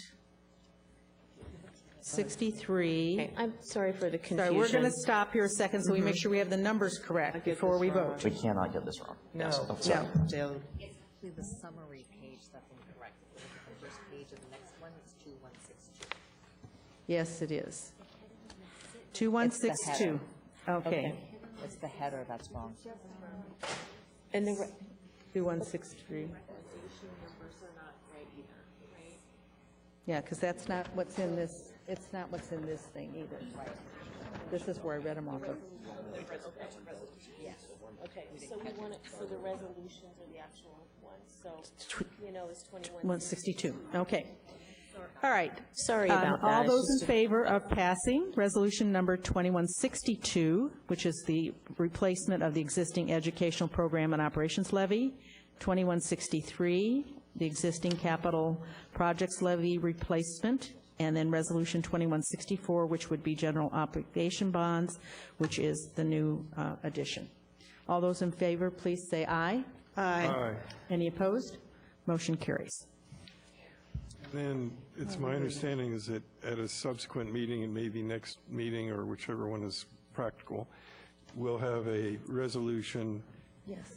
that Yes. will have the sense of the board that we will continue with this with the attempt to put together the partnerships, and if there's the money available within the resources of the district, that we'll put up our share to try to get this partnership moving. And I have personally emailed several city council members to let them know that the recommendation did not include the pool, and that they should expect to hear from the community to come and visit them, because it's now there just to help us get it done. And we've got time. We've got the next several years to get them moving on this. And again, they have been talking about it. This is not a surprise. They will not be surprised if you start emailing and calling them. Trust me. Okay, next is our budget. Do we do a presentation and then the public hearing? I never remember how in order. Yes. Yes. And we've got the presentation Okay, so ready. while we're getting the presentation ready, we'll, again, thank you all for coming and being patient with us.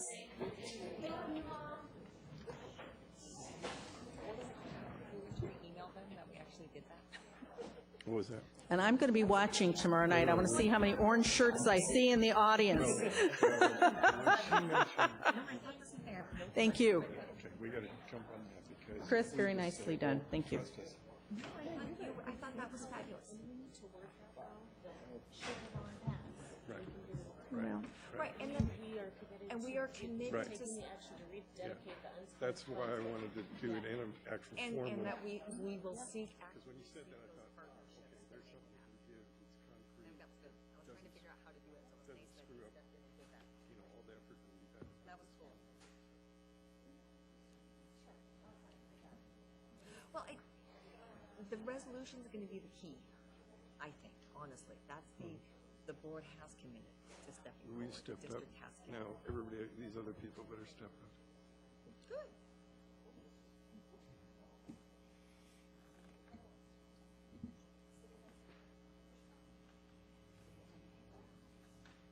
Well, that was one of the comments as I was talking to two of the girls. And it was like, the challenge is sometimes you have to pressure in order for responsibility to occur. I said, and the problem is you're entering an unknown phase. That's going to be the reality. It just makes it.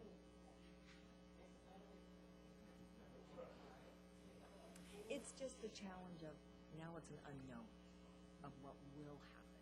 And so the more we can make it not unknown, the better. So Nate, that solution was really helpful, by the way. When you said that was great. That helped tremendously. Yeah, I think that's what you did by bringing it there. And let's get a resolution done, and then we at least say, look. Yeah, it's not just talk, it's actually. Yeah, this is a formal action on the part of the board. Oh, we can send it to the council. Yeah, no, that was fabulous. Well, I thought that was brilliant, though, when you did the thing on the levy that. So we present first, and then I'll open it to the public hearing portion of the budget. All right. Tracy's going to start. Yeah, I'm just going to get us started.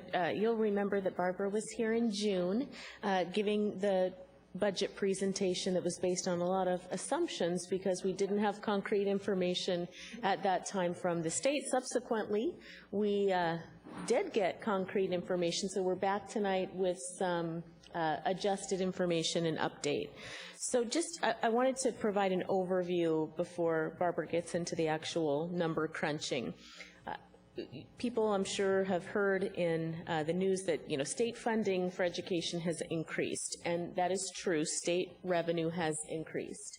You'll see tonight in the presentation that some of the increased revenue is categorical, or what we're calling committed. So, for example, Learning Assistance Program, or LAP, English Language Learner funding, funding for Running Start, those are categorical funds, so that additional revenue comes with additional expectations. We also have some committed funds. For example, we're going to get revenue to implement 1,080 hours of instruction for grades 7-12. We're going to get that revenue in 14-15, so that revenue is going to be committed to that purpose. Some of the increased revenue is non-committed, so there's going to be some decisions potentially needed to be made about expenditures associated with that revenue. Go ahead, Barbara. You're going to see net that while our state revenue is increasing in some ways, you're also going to see that our local revenue is increasing in the short term. So we're defining the short term as the 14-15 school year through the 16-17 school year. You're also going to see, however, our local revenue, this is the dollars that we collect through the EP&O levy, is significantly decreasing in the long term, and it has to do with the levy lid that's been mentioned a couple of times tonight. So we're going to get into that. We're defining the long term as the 17-18 school year through 18-19 and beyond. In terms of, so it's kind of the revenue overview. In terms of expenditures, again, some of the expenditures that you're going to see are for categorical or committed programs, and some of those may exceed the state revenue. For example, the 1,080 hours, we're getting a X amount of money, $2.1 million for implementing that in 14-15 for 7-12. We have not yet done the analysis to see, for example, if that translates into a 7-period day, what is that really going to cost? So some of the costs associated even with the committed funds in reality may exceed the revenue that we're receiving. You're also going to see that some of our fixed expenditures are increasing. So in the context of bond planning, we're planning for opening new schools. Barbara will explain there's some fixed costs, ongoing costs associated with opening new schools that we have to plan for. And we also plan for future unfunded portions of state COLAs and compensation and benefits for when they're potentially coming down the pike. So just in terms of summary before we get into the actual dollars, and then we'll close with a summary as well. These changes in state and local funding are going to require both short and long-range planning on the for the district. Again, short-term being between now and 2018, and long-term being 2018 and beyond. So we've done some analysis to show you what this picture looks like, and so Barbara's going to take us through the updated numbers from June and also into the analysis of what this really looks like for us as an organization. Well, thank you, Tracy. And this is, I think, one of the rare years that I'm actually giving a presentation in August, because usually the budget does not change. But here we are, and I want to go over, we have 3 documents, and I want to remind the board that the budget that you are adopting tonight is the official F-195 budget. So this is the actual budget that we are adopting. But there are what we call our user-friendly budget documents, and for those folks in the audience, there are copies of the budget up on this table if you would like to get a copy.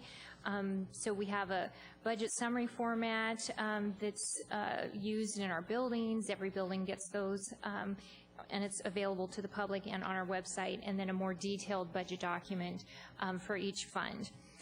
So I will give an overview. This slide just shows an overview of the total expenditure budget by fund. The general fund is our day-to-day operations budget, and that is the budget that changed from June to now. So I'll be focused the rest of my presentation on the general fund. The other 4 funds, I presented the details of those funds in June. They have not changed, so I will not be going over those details again. But overview, the ASB fund is $4.9 million. The debt service fund that covers the proceeds to pay off our bonds is $51.6 million, and our capital projects funds, which include our modernization and capital and technology levies, is $109.4 million, and our transportation vehicle fund, which provides for the purchases of student buses, is $1.4 million. So total expenditure budgets of $426 million. Just want to see if there's anything I missed. One other, the draft budget that we presented in June was posted on our website. We made copies available to interested parties, and though it was printable off the website, we had over 100 hits on our budget website. We did not receive, I checked with Catherine, we did not receive any emailed questions or comments in the public comment period. So, okay, as I said, I'm going to dive right into the general fund and get into the details. So exciting numbers. All right, here we go. So our legislative assumptions that were reflected in our June budget included state salary restoration. When the legislature cut salary funding in the 11-12, they restored it in this year's budget, so that was included in the June draft. The state also provided retirement contribution increases of 2.3%. That provides both revenue and expenditures, including locally funded expenditures for retirement contributions. Our June budget reflected a levy lid inflator, which is a portion, the formula to calculate our the maximum that we can collect on our levy includes what they call a per pupil inflator. And the legislature has, in the last few years, has been tweaking this number because it affects local levy or levy equalization, which we don't benefit from, but other districts do. So it affects their funding. So we estimated a 6.8% PPI and a 1.7% in 2015 in the June budget. So in the final budget, the salary restoration was in the final budget, the employer retirement contribution was in the final budget, but the levy lid inflator, they did change. They made it a more even, we're currently, the PPI right now is 5%, they made it a more even 4.9% for the next 2 years. So it leveled things out, leveled the levy out, but what it did is it reduced the expected levy collections for the 13-14 year and increase those collections in the 14-15 year. So the other thing the legislature did is they created a new Program 22. Program 21 is our special education program, and they created a new Program 22 so they could have visibility on revenues and expenditures relating to what they're calling infants and toddlers. We refer to it as birth to 3. So we are funded by the state on birth to 3, preschool 3 to 5, and then K-12 in those 3 areas. And so now they're requiring us to track our revenues and expenditures in yet another account. So, and then they also provided additional state funding, which I will go over in detail. So I'll first go through the key changes to revenues, and then we'll talk about the key changes to expenditures. So the state legislature provided 3 areas where they provided funding to offset current underfunding. And the biggest area was what we call MSOCs, for those of us who've been around a long time, the old NERCs, but it's now MSOCs, maintenance, supplies, and operating costs. They provided $4.9 million increased our per student allocation from $555 to $737. Originally, their allocation funded about 67% of what we spend on supplies, textbooks, utilities, insurance.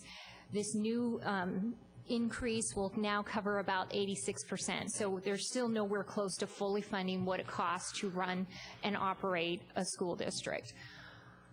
Transportation has also been significantly underfunded by the state, so they are providing a little bit of a down payment, I would say, toward transportation of $1.4 million. And then they also provided a slight enhancement to offset underfunding in the counseling area of $285,000. And then the other categories, as Tracy mentioned, the categorical areas, the state provided enhancements to our LAP program of $586,000, and the areas they want us to focus on are in the lower elementary grades, K to 3. And then they also provided enhancements in ELL, about $252,000. And that is to provide support for students who have exited the program in the prior year. And then next year, they'll give us additional funding for students who have exited the program in the next 2 years. So, and then the other thing, every year, there's a small inflation percentage added to our running start allocation, so that we weren't aware of what that number was going to be in June, so now we were, so that where our revenues increased by $77,000, and you'll see offsetting expenditures. So in total, our state, the change, once the legislature passed the budget, was almost $6 million.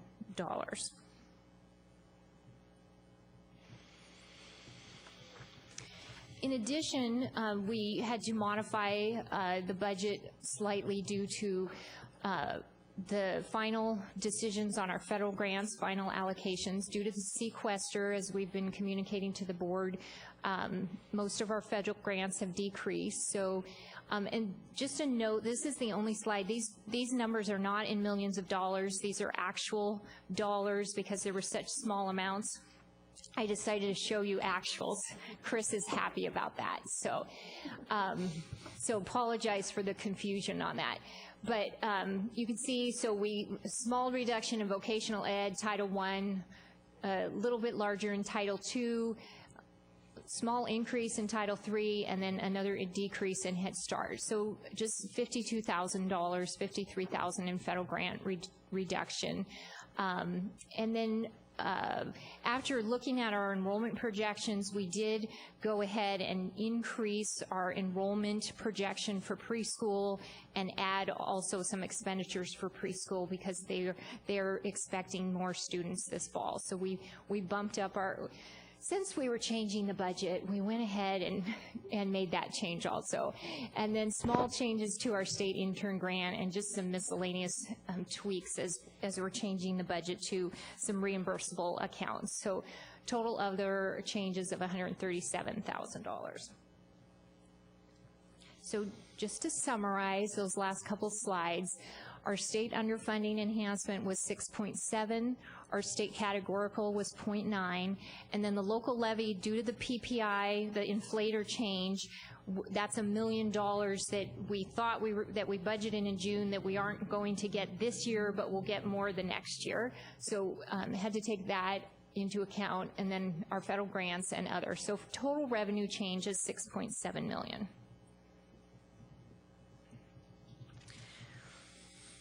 So now this slide is a summary of our key changes in expenditures. The first four items are the categorical items, so as we get additional revenues, we need to spend those money in those categories. So LAP, ELL, Running Start, and then CTE. As the MSOC allocations go up, we're required to spend additional dollars in our CTE and Skills Center. So those changes were made in those areas.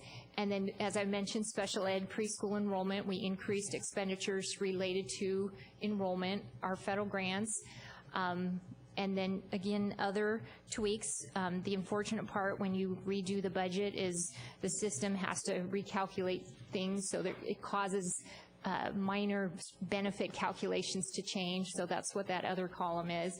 And then also, as we mentioned in our at the June board meeting, we delayed implementing any recommendations from our SALT group, our advisory group that advises Tracy on, so we delayed those recommendations on any adds to the budget until we knew what the final budget was.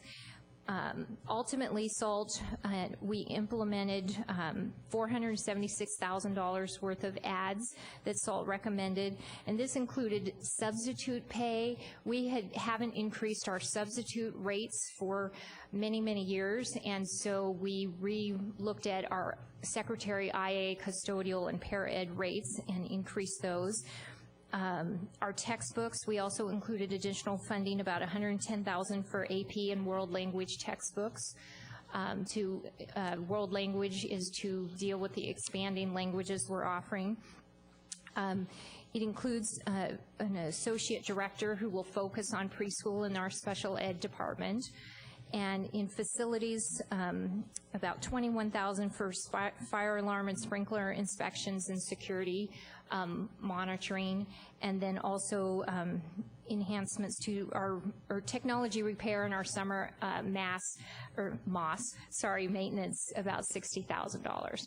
So total expenditure increases of $1.6 million. So we have $6.7 million in revenue available, and we had $1.6 million in expenditure adds. That left $5.1 million for what we're calling our balance, our state funding contingency. We, at this time, we have not made commitments for that $5.1 million because we felt it was important to look at the long-term picture, and given the long-term picture, make some considerations around those funds. So I'll be getting into that long-term picture next, or after a couple of slides. So this is just an overview of the final general fund budget. Our beginning fund balance is $19.4 million. We're bringing in revenues of $249 million, and then transfers from the capital projects fund, which we're required by state law to do, of $7.1 million. Total revenue of $256.3 million. Our expenditures are $258.7 million, which will leave us with an ending fund balance of $16.9, almost $17 million. And just a note, our committed minimum fund balance is 5% as required in board policy. Due to the increase in revenue, of course, that 5% of a higher revenue is a higher, so our minimum fund balance increased by about $300,000. So every time we get increased revenue, that minimum has to increase, and so therefore our unassigned fund balance went down by about $300,000. And the total ending fund balance represents about 6.6%, so about 1.6% higher than our 5% fund balance goal.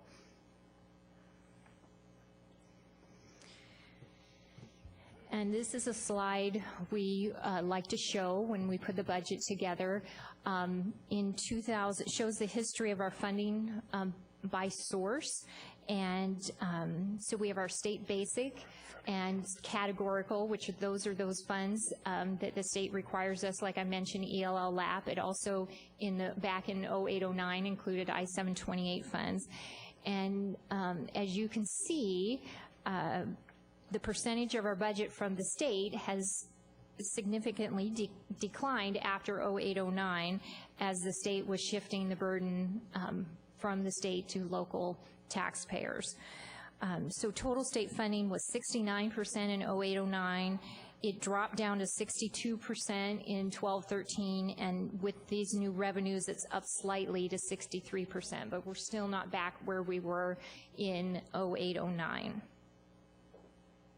And just in case, federal dollars fluctuate, as we talked about with the federal stimulus. We got higher money with federal stimulus, and now it's dropped with the federal sequestration. And then that other category has increased due to the transfers from capital projects fund. So, sorry, just a quick question on that. Sure. The levy is more or less made up for the state shortfall. Correct. And that was because they allowed us to up our levy lid on a temporary basis. Is there a cliff we drive off at some point here? So we will be talking about that. Good question. Okay. Segue to my next. I just didn't see But that. you're absolutely right. In 2011, the state allowed us to increase our levy lid from 24% to 28%. So you can see how we jump from 20% to 22%. That's when that happened. And so, but that 4% bump sunsets after 2017. So that's why we need to look at the long-term picture, because we are coming up against this cliff, as you call it. But they plan to fully fund basic ed by then. Right. So, with no unfunded mandates at all, I'm sure. Always the comic relief. So what this slide does is look at our long-term projections for new revenue and new end expenditures through 18-19. So this isn't a total revenue picture, this is just new revenue. So the first call of 13-14, we've talked about our 5.1 in estimated state revenue.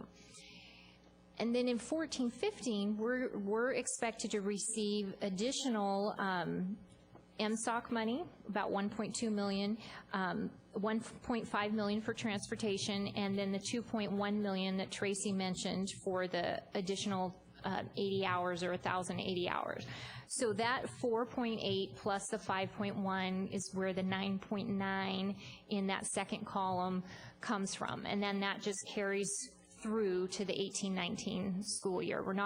This assumes no other state money. Now, of course, the state is talking about funding all-day kindergarten, lowering K-3 class size. Right now, those are not in our scenarios. We're not sure if we're going to, we'll be last on the list to get any of that new money probably. Plus, it also comes, when that money comes in, we will be required to spend. With new money, new expectations. So local levy change. So Chris asked about the cliff. But before the cliff comes, before 2017, as our enrollment grows and as the state gives us additional funding, that 28% of more money gives you more money. So in 14-15, we're expecting $2.8 million. Then the next year we're expecting another 3.5. That's where the 2.8 plus 3.5 is 6.3. Then another 2.7. That's 9 million. Then the cliff hits in the 2018. From 2017 the cliff hits in 2018, which affects the 17-18 budget year and the 18-19 budget year. So we're going to lose almost $11 million from one levy year to the next. It doesn't hit us all at once, though. So we're going from 9 million, and then we're going to lose 6 million. So that's how we go to 3. That's the 3 million up there. And then the next year, we lose another 5.6 in levy. So we're down to, by the 18-19 school year, we will have $2.6 million less than we are collecting today, or in the 13-14 budget.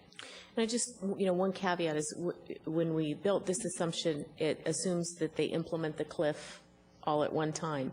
There was talk in the legislature last session, and it's still on the table, of implementing a gradual stair step toward the cliff to help us implement the cliff, which will be an additional loss in levy change here. So instead of going from 28 to 24 all in one year, they may go 28, 27, 26, 25. So then we have the cumulative effect like of the stair step. So they're putting steps on the plank while we walk the plank. Okay, great. That's one option. So the net revenue change by the time we get to 18-19 is $7.3 million in additional revenue. And then over that time, we also have expected expenditure changes. So for example, we have our local costs. Hopefully the state will begin implementing COLAs. When they do, We have local costs of the unfunded staff for those COLAs. We also have fixed operating costs, as Tracy, I believe, mentioned earlier, of opening new schools. That's not the cost of teachers. That's the cost of a counselor, a librarian, a principal, the custodian, the utilities for that building. That comes out of the operating costs, not what's paid for out of the bond. The other things that are included in there is as enrollment increases, expenditures, we get expenditures increase, and then the $2.1 million is included in those numbers for the 80 hours of instruction. And as Tracy mentioned, we don't know, we're estimating revenue equal expenditures, but we don't know how much that's going to truly cost to implement. So over time, we will have commitments of new money of $11.9 million. And this doesn't include any, we've been adding, $500,000 each year sometimes in fixed costs for utilities and maintenance and things like that. So we haven't put those in there at all. So, and insurance and materials and textbooks. So our net shortfall in 18-19 is $4.6 million. So while we have new money today, that money won't be there 6 years from now. So that brings the what next. And Barbara, just to clarify, that net shortfall is then a continuing net shortfall in 1920 and moving ahead. And this is all assuming there's no additional state revenues that get added in at any point in time. So it's the Correct. most conservative option that we have. Yeah, I mean, it's conservative in the sense that, and then we also don't, we expect additional state revenues will be ones that are tied to things that we then have to spend money on. So we don't expect those to add, but, things can change. So, there's always hope, right? So we've put together 3 scenarios, and I did some bar charts. Trying not to put too many numbers on paper. You've seen a lot of numbers. We'll do it in charts right now. So I put together 3 scenarios. We spend our short-term revenue increase on one-time expenditures, so things that are not ongoing commitments. Scenario 2 is we spend our short-term revenue increase on ongoing expenditures. And then scenario 3, we spend no short-term revenue increase in order to save for our long-term revenue decrease. So I will show you what those options look like. So scenario 1, which is the scenario that we spend our additional revenues in both 13-14 and the new revenues that we get in 14-15 on one-time expenditures. So what this does is in the, expenditures right now are for 13-14 are higher than our revenues, but then with those additional state revenues, revenues start exceeding expenditures for a few years. And then after the levy sunsets, which really hits in 18-19, your expenditures go back to exceeding your revenues, and so we would need to cut expenditures to bring those into alignment. And I just want to remind you of some of the assumptions that I use for these long-term projections. Our enrollment projections are conservative for financial purposes. They're they're 1 to 2% growth per year, about 360 to 500 students per year. We're expecting more in the earlier years and slower in the, and as Tracy mentioned, I think we're up already 650 this year. So, so they are conservative because we don't want to assume money that we don't have. Barbara? Yes? They're conservative now, but what if we go ahead and level off again? I mean, that happened for a number of years. So I mean. So I think, they're conservative within the, we're projecting 4,000 students over the next 8 years, and so they're within that projection. But, so they're not so conservative that we're assuming no enrollment growth right now. So we can do scenarios with a even severe, less than 1% enrollment growth if that's an interest, but. Because we did get hit with, it was really difficult when we leveled out there for those years. But the babies So, through 2000. and that was due to that was due to other factors too. So, so the other, as I think Siri mentioned, this assumes no additional state funding or additional state spending for that state funding. The levy, as we talked about, it assumes it sunsets after 2017. There is no COLA for the 14-15 school year, and then beyond that, we're using a 2% assumed COLA beyond that. And pensions, the state did increase pensions in 13-14. We're assuming they're going to have to do it again in 15-16 because they still are underfunding their pension obligations. I've assumed a 2% increase. Fixed cost, I've already mentioned, so there's no assumption for increased fixed cost, but we have to keep an eye on that. And again, the assumption is that our fund balance needs to be maintained, or our 5% fund balance needs to be maintained.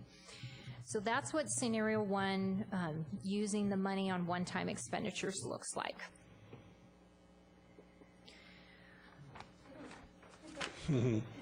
So here's scenario 2, which is spending additional revenues on ongoing. So all that new money we're getting, we're going to commit it to ongoing things. So expenditures are slightly higher than revenues for the next 2 years.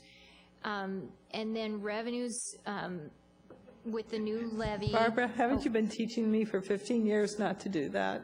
What's that? This one. It's a scenario. It's a scenario. I missed something. I'm sorry. We're saying this is one we don't like the way that it looks. Okay. No, I think you've been teaching us not to do that one. Right. We don't want to go there. Okay.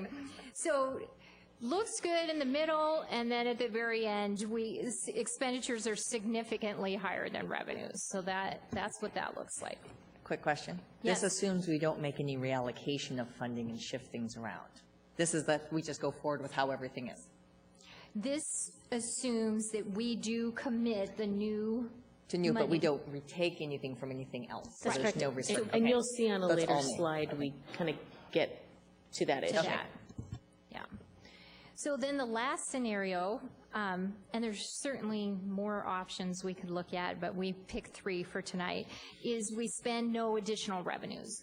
So what you can see this does is for the next 4 years, our revenues are, much higher than our expenditures, which builds up your fund balance. And then once the loss occurs, you're back to needing to balance things out. So, and what this chart, what we can dig into the details a little later. This chart really shows you just the difference between revenues and expenditures. It doesn't give you the picture of what happens to our fund balance as those either revenues are higher than expenditures or lower than expenditures. So those are the 3 scenarios. And am I doing this slide? Yes. Okay. I'm going to turn it over to Tracy. So we started with an overview and want to end with really a summary of where we are. So we started this with changes in the state and local funding is going to require short and long-term planning on our part. Again, long-term being for 2018 and beyond. Barbara showed that expenditures, assuming we continue to spend the money on the things we're spending money on, assuming we spend the committed funds that we need to spend, the categorical funds that we need to spend, expenditures will exceed revenue by $4.6 million by 2018. We also built into that we are assuming that we're going to need to budget for COLA, that at some point the state will have a COLA, and we have to budget for funding the unfunded part of that. In the short term between now and 2018, we have not made commitments as of tonight for the short-term revenue increases. So we've got that $5.1 million sitting in a line item, essentially to be determined. We need to build some scenarios beyond those 3 scenarios that just were sort of big overview scenarios, develop processes and engage the board in what is the best use of the funds in the short term, knowing what we have to plan for in the long term. And we need to work on aligning both existing resources and any new resources with our strategic work that's reflected on our strategic plan. So we have an opportunity really to look into that. I think one thing we want to make sure that's clearly understood is there's a lot of rhetoric that, the districts are getting all this new money. And the reality is that might be true for the short term, but much of the new money is earmarked for certain things. And that new money also comes with changes in the local revenue that we need to plan for. So it's just this perception that we have all this new money that we can just sort of wildly spend isn't really the reality that you're seeing tonight. So we have to be really mindful and thoughtful around any ongoing ads, any changes to expenditures maybe between now and 2018, because it would be foolish for us to implement a whole bunch of ads that we then need to cut in 2018. Yes, it would. So we don't want to exacerbate the long-term revenue shortfall problem. So are you saying that we don't like laying people off? That we don't what? Like laying people off? Yes. Or cutting programs, or okay, just making sure. Budget cutting processes, we all know are painful. One of the things we're going to get to in the ELs tonight is this sort of strategic use of resources and how are we aligning our use of resources with our strategic plan. We're actually in partial compliance, you'll see in the EL monitoring report around this, but I just wanted to highlight for you that we haven't necessarily presented information in this format, but as we looked at strategic plan and just looking at our goal of ensuring academic success for every student and some of the things that we're implementing this next year, we're implementing new elementary literacy materials aligned to Common Core state standards at a cost of $2.1 million for the materials. That doesn't account for the training costs and professional development associated with getting teachers ready to implement those materials. We mentioned some of those adds to the budget made through the Strategic Advisory Leadership Team process. That includes having money for new world language textbooks as a result of our world language expansion. That's $30,000. New AP textbooks to align offerings across high schools and ensure that we've got those textbooks on a cycle like we do other materials. That's $80,000. The RTI, response to intervention pilots that are part of the strategic plan as a result of the intervention program review. Those pilots will cost us $70,000. So we're not fully at the place where we're able to say this is the strategic work and this is what it costs, but we have an opportunity moving forward to make those connections more explicit, and we just wanted to highlight a couple of those tonight. Again, this is kind of from the internal strategic plan, but you'll see it in the EL as well, that we want to make sure that our budget documents moving forward align with our strategic work and people can clearly see those connections, and so that's ongoing. It's not there yet. One of the public views, the budget summary, makes an attempt to show the strategic goals and some of the work that we're doing. It doesn't have what does that work cost, but at least starting to highlight that these are the things that we're doing and they are aligned with our strategic goals. And I think, is there one more slide here? There is nope, not. That's it. I'm sorry, can you go back to that slide? No, this is we began the evening during the work session. I was talking about your PLEA project, and I'm terribly amused by the center of this, where you're developing methods to analyze return on investments in programs and service, and that doesn't have an evaluate component to it. Well, yeah, and it's in the next That's year. next year. Yeah, absolutely. So yeah, what that coding is supposed to show is if it's in the planning, learning, implementing, or evaluating phase. So there's things, yeah, that show up in the E part of it shows up in subsequent years. It's not that it's not there. Yeah. Okay.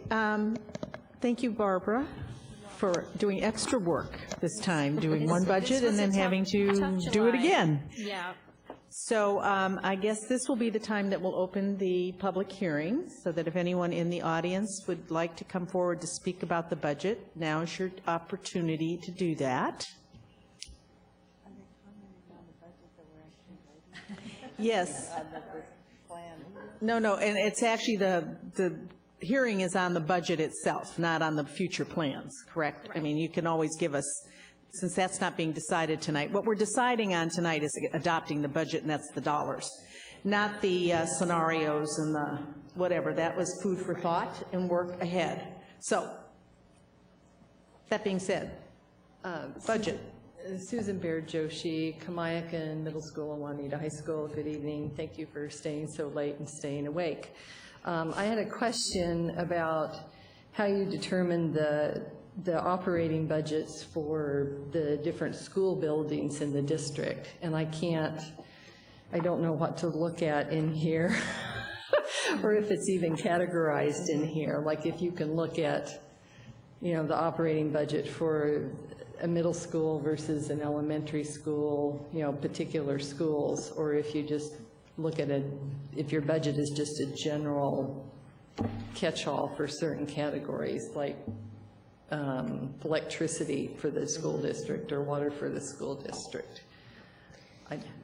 So we do break out our costs, so our staffing is, I think you asked before the meeting about I'll use Juanita High School as an example. So the teachers and the staff for Juanita High School are in what we call our senior high. If you look in this detailed document, did you get this one? Yeah, The one that detailed says budget. detailed budget information by fund, and if you turn to page 6, page 6, 7, and 8 are our expenditure categories. And so we budget staff in our senior high education. I think what you're referring to is the operating budget is what we call a building budget, and that's what we call 0110. It's the third one line item down. Each building is allocated a dollar amount per student FTE, and the principal is responsible for those funds to buy, library books, to pay for, copy, paper, pencils, supplies, all the things they need to run their day-to-day operations in their building. But they don't have to they're not responsible for staff salaries and benefits. That's provided in the budget in other places. And that also wouldn't include operating costs like utilities. Right, and those so our kinds of operating utilities is costs. paid for all in one line item. We have a utility budget, and that's on page 8. And that's about the third, 6th number from the bottom under 9750 is where our utility budget is. And so that's probably not by FTE then, is that just? It's not, we break out the utility budget by gas, water, sewer, so electricity. Centralized, not Yeah. paid building by building. So it is, we record expenses by location, so we are tracking how much we're spending for each building. But from a big picture budget standpoint, we roll that all together into one program. I was just curious if you had the expenses for location for the different gymnasiums, for example, the different gymnasiums at the different high schools. And then if you also had revenues that were received from the different facilities. I don't know where that would be. I know that wouldn't be in expenditures. I assume that would, is there like a revenue portion of The revenues this? that we would collect for our facilities would be what we call building use. So if an outside user uses our building, that's the only time we would collect revenue for those locations. And So is that shown in 8905 under Community Services Stadiums Performing the Arts stadium is Centers? only the stadiums, so that's the outside facility. So we don't have the gyms are the responsibility, other than heat, lights, utilities, and cleaning, that's the responsibility of the building. So the gyms aren't, so their building use is tracked per building then? Okay. Right.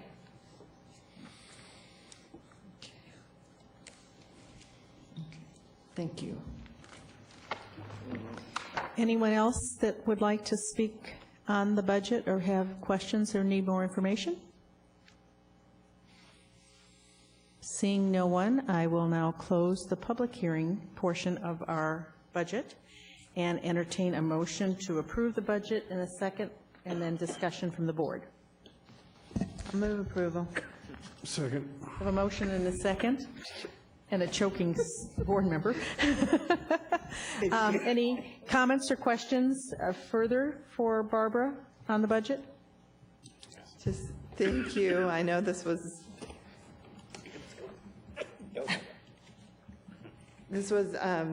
extra work this year. So thank you.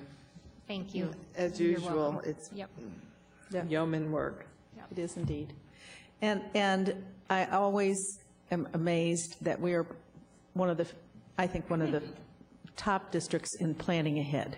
I'm not sure that you'll see other budget presentations that will show the next 6 years of potential scenarios of where you might be losing money. They'll just say, oh, we're getting money in over the next few years, we'll spend it. And then, oh my, our reserves are gone. So I always appreciate the fact that this district, since my time of being involved, and that's going back pre-board into the 80s, has always been this way. So thank you very much. I'm glad we do that. It's a smart And way to I'm trying to work it. spread the word. I'm teaching a new business manager class now once a year, and part of my presentation is long-term financial planning and projections. So trying to get the word out, how to do that, and share information. So thank you. Thank you very much. And I'd like to say thank you for all the work you've done. I appreciate some of the changes in the budget summary and starting to work with that alignment. I'd also just like to comment that I think it's a great opportunity that we have available as the district in looking at the changes that are coming with the state having given extra funding, and now this opportunity to really look at how well we align with our strategic and look at where our resources are and how we want to do so. So it's sort of an exciting opportunity, I think, for the board and for the district to really look at how do we achieve the goals that we're putting forward. We have a new strategic plan, at least the public-facing document that we talked about tonight in a work session, which provides a lot of performance targets, strategic areas, and now to really look at aligning all of that with our resources and being able to articulate that very well with the community, which I think is a vital component in which to show our fiscal responsibility. And that long-term planning and that way of looking ahead. So it's sort of an exciting opportunity to really look at how well we are aligned with where we want to be in 5 years. Also, I forgot to ask earlier, can you send me a breakdown of this Board of Directors line item? Because I know this isn't spent specifically on us, and I always forget what all is included under the line item Board of Directors. Isn't it elections and attorneys I too, believe for it's sure? in your EL, in the EL that will Is it be in coming the up. email tonight? It should Okay, I be. didn't pay attention that Yeah, closely. it is actually. So- I do remember seeing it. The election's in there. I know, I was just going to say, are we allowed to add another line underneath the Board of Directors' salary, 0? Well, I add all my kudos as well. I think, again, this is a great example of the work that you do, and we're lucky to have, the staff that we have, and I appreciate that. I was just going to add that this, there was a comment, I think, that the superintendent made earlier about, this perception that there's all this new money is not true, and I think it's more accurate to say that the bleeding has stopped in terms of, the state aid that we receive. And so that's probably the best way to characterize it, that, or at least we have kind of a breather as we hope that the state will step up and carry out the mandates of the McCleary decision.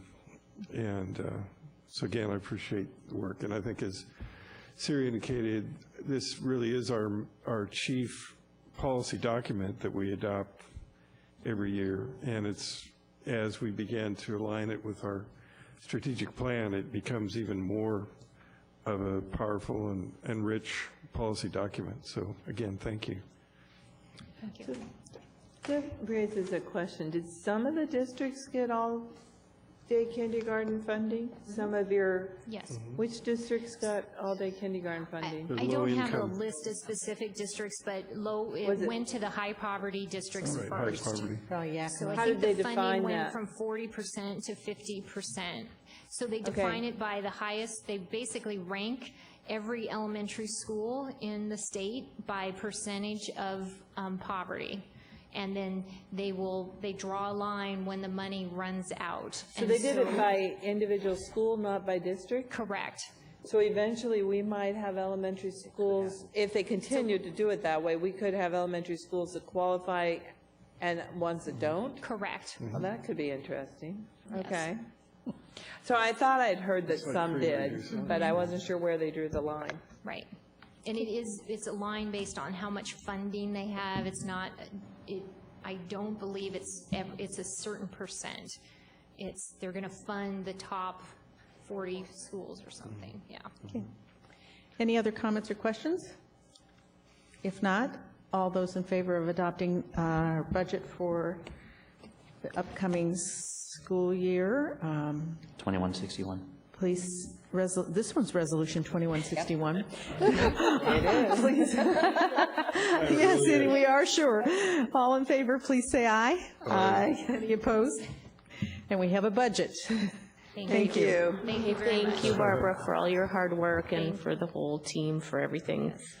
Yeah, much appreciated. All right, we have 3 ELs, and then do you have a SUPS report this evening? I was going to do just a brief Okay. strategic plan. And then he Very- has very legislative. Does anybody need a short break?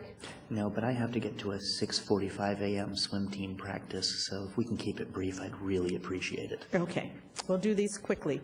Okay, so as Jackie mentioned, we've got 3 ELs. So the first one is on tab 23, staff treatment, and kind of per our protocol, I'm just going to highlight any areas that are in partial compliance. So EL9 is in compliance in all areas except for what you'll see on page 19 of 22. Well, actually, the section, let me clarify, the section starts on page 15 of 22. And I won't read of all of number 5 here, but it has to do with developing evaluation systems. And it's in partial compliance. What it does highlight is we're implementing the new teacher evaluation system, the new principal evaluation system. We, as a district, are choosing to also develop a 4-tiered evaluation system for central office administrators. That's not a requirement by state law, but we believe that that's a needed part of the picture to bring this area into full compliance. So on page 22 of 22, you'll see EL 9.5 is in partial compliance because we've not yet fully implemented the 4-tiered evaluation system for building and central office administrators. We're beginning implementation of building administrators this year. We've had a 4-tiered system for teachers for over 13 years. It'll now be aligned fully with the requirements of state law, but we plan to bring this into full compliance by the beginning of the 14-15 school year. So we've got development work occurring this year on the central office evaluation system, and we're implementing the new principal evaluation system. Okay. Anybody have any questions for Tracy other than what she said? I'm happy about it. Yeah, that's great. I think it's great. Great. We're ahead of the game before they start telling us you need to do it. That's right. You'll have it in place. Okay. So then EL 10, tab 24, right number 1 here we've got in partial compliance, and this really has to do with aligning the budget summary with the strategic plan, so what we already talked about tonight. We've not yet fully aligned the budget summary with the strategic plan. We're taking steps in that direction, but we plan to bring EL 10.1 into full compliance by the beginning of the 14-15 school year. Wonderful. Do that by the beginning of our budget, meaning that, so like now? It's by August? Just so it's aligned when we're adopting the budget? A year from today? Yes. Yes. That would be helpful. That would be, yes, that is the plan. Okay. Okay. Any other questions about that one? Okay, so all the other areas there are in compliance, and then EL 11 hasn't. But just to mention, for those who might be interested, most of that budget line item for Board of Directors is legal fees and election expenses and auditor fees. Blame the lawyers. It is always, the legal fees just kill us. All right. Yep. Okay, and so then EL 11, there are no areas in partial compliance.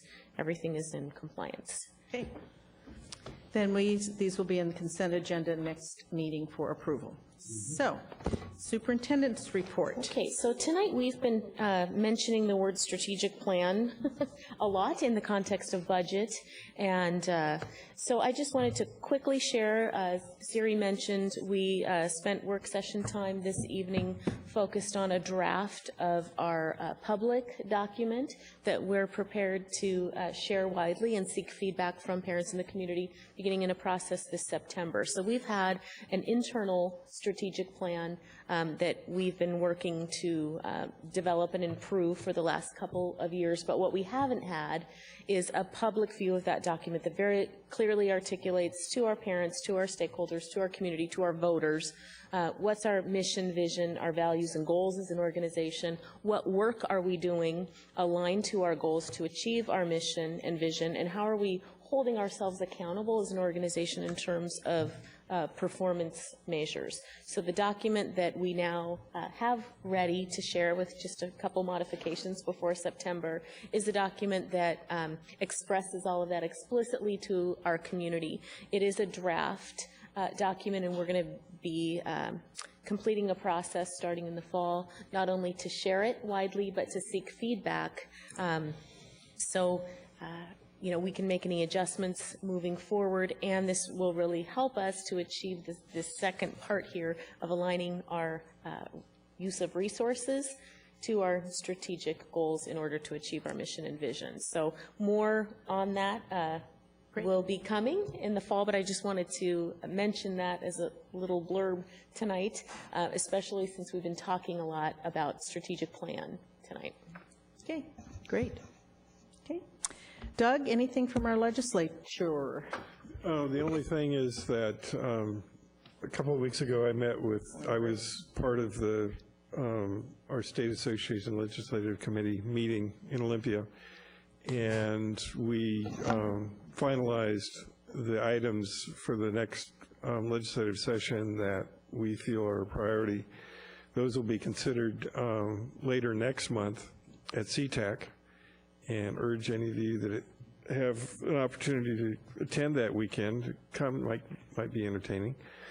The only other thing I would add is that although it's a loss to the legislature and one of our best advocates in the legislature, I think it will be helpful to have Marcy Maxwell, who's a state representative from the 41st District, former Renton school board member, will be the governor's education person.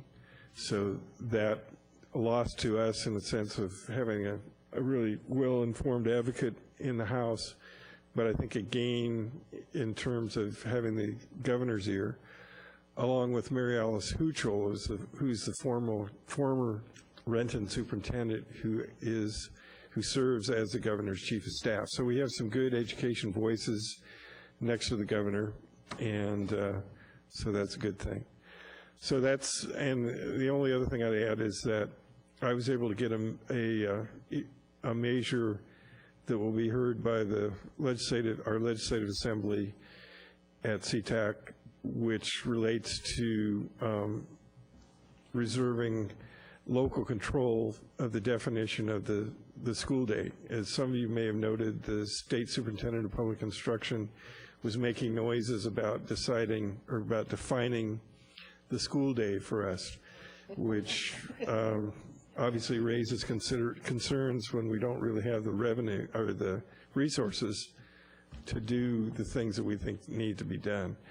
So, so that'll be interesting to see how that goes. But we continue to beat the drum for fully funding basic education, and so the battle continues. Agenda items there. Okay. Thank you, Doug. And any board follow-up items that anyone has that we need to put on, other than this resolution that we want to be sure and have on the pool?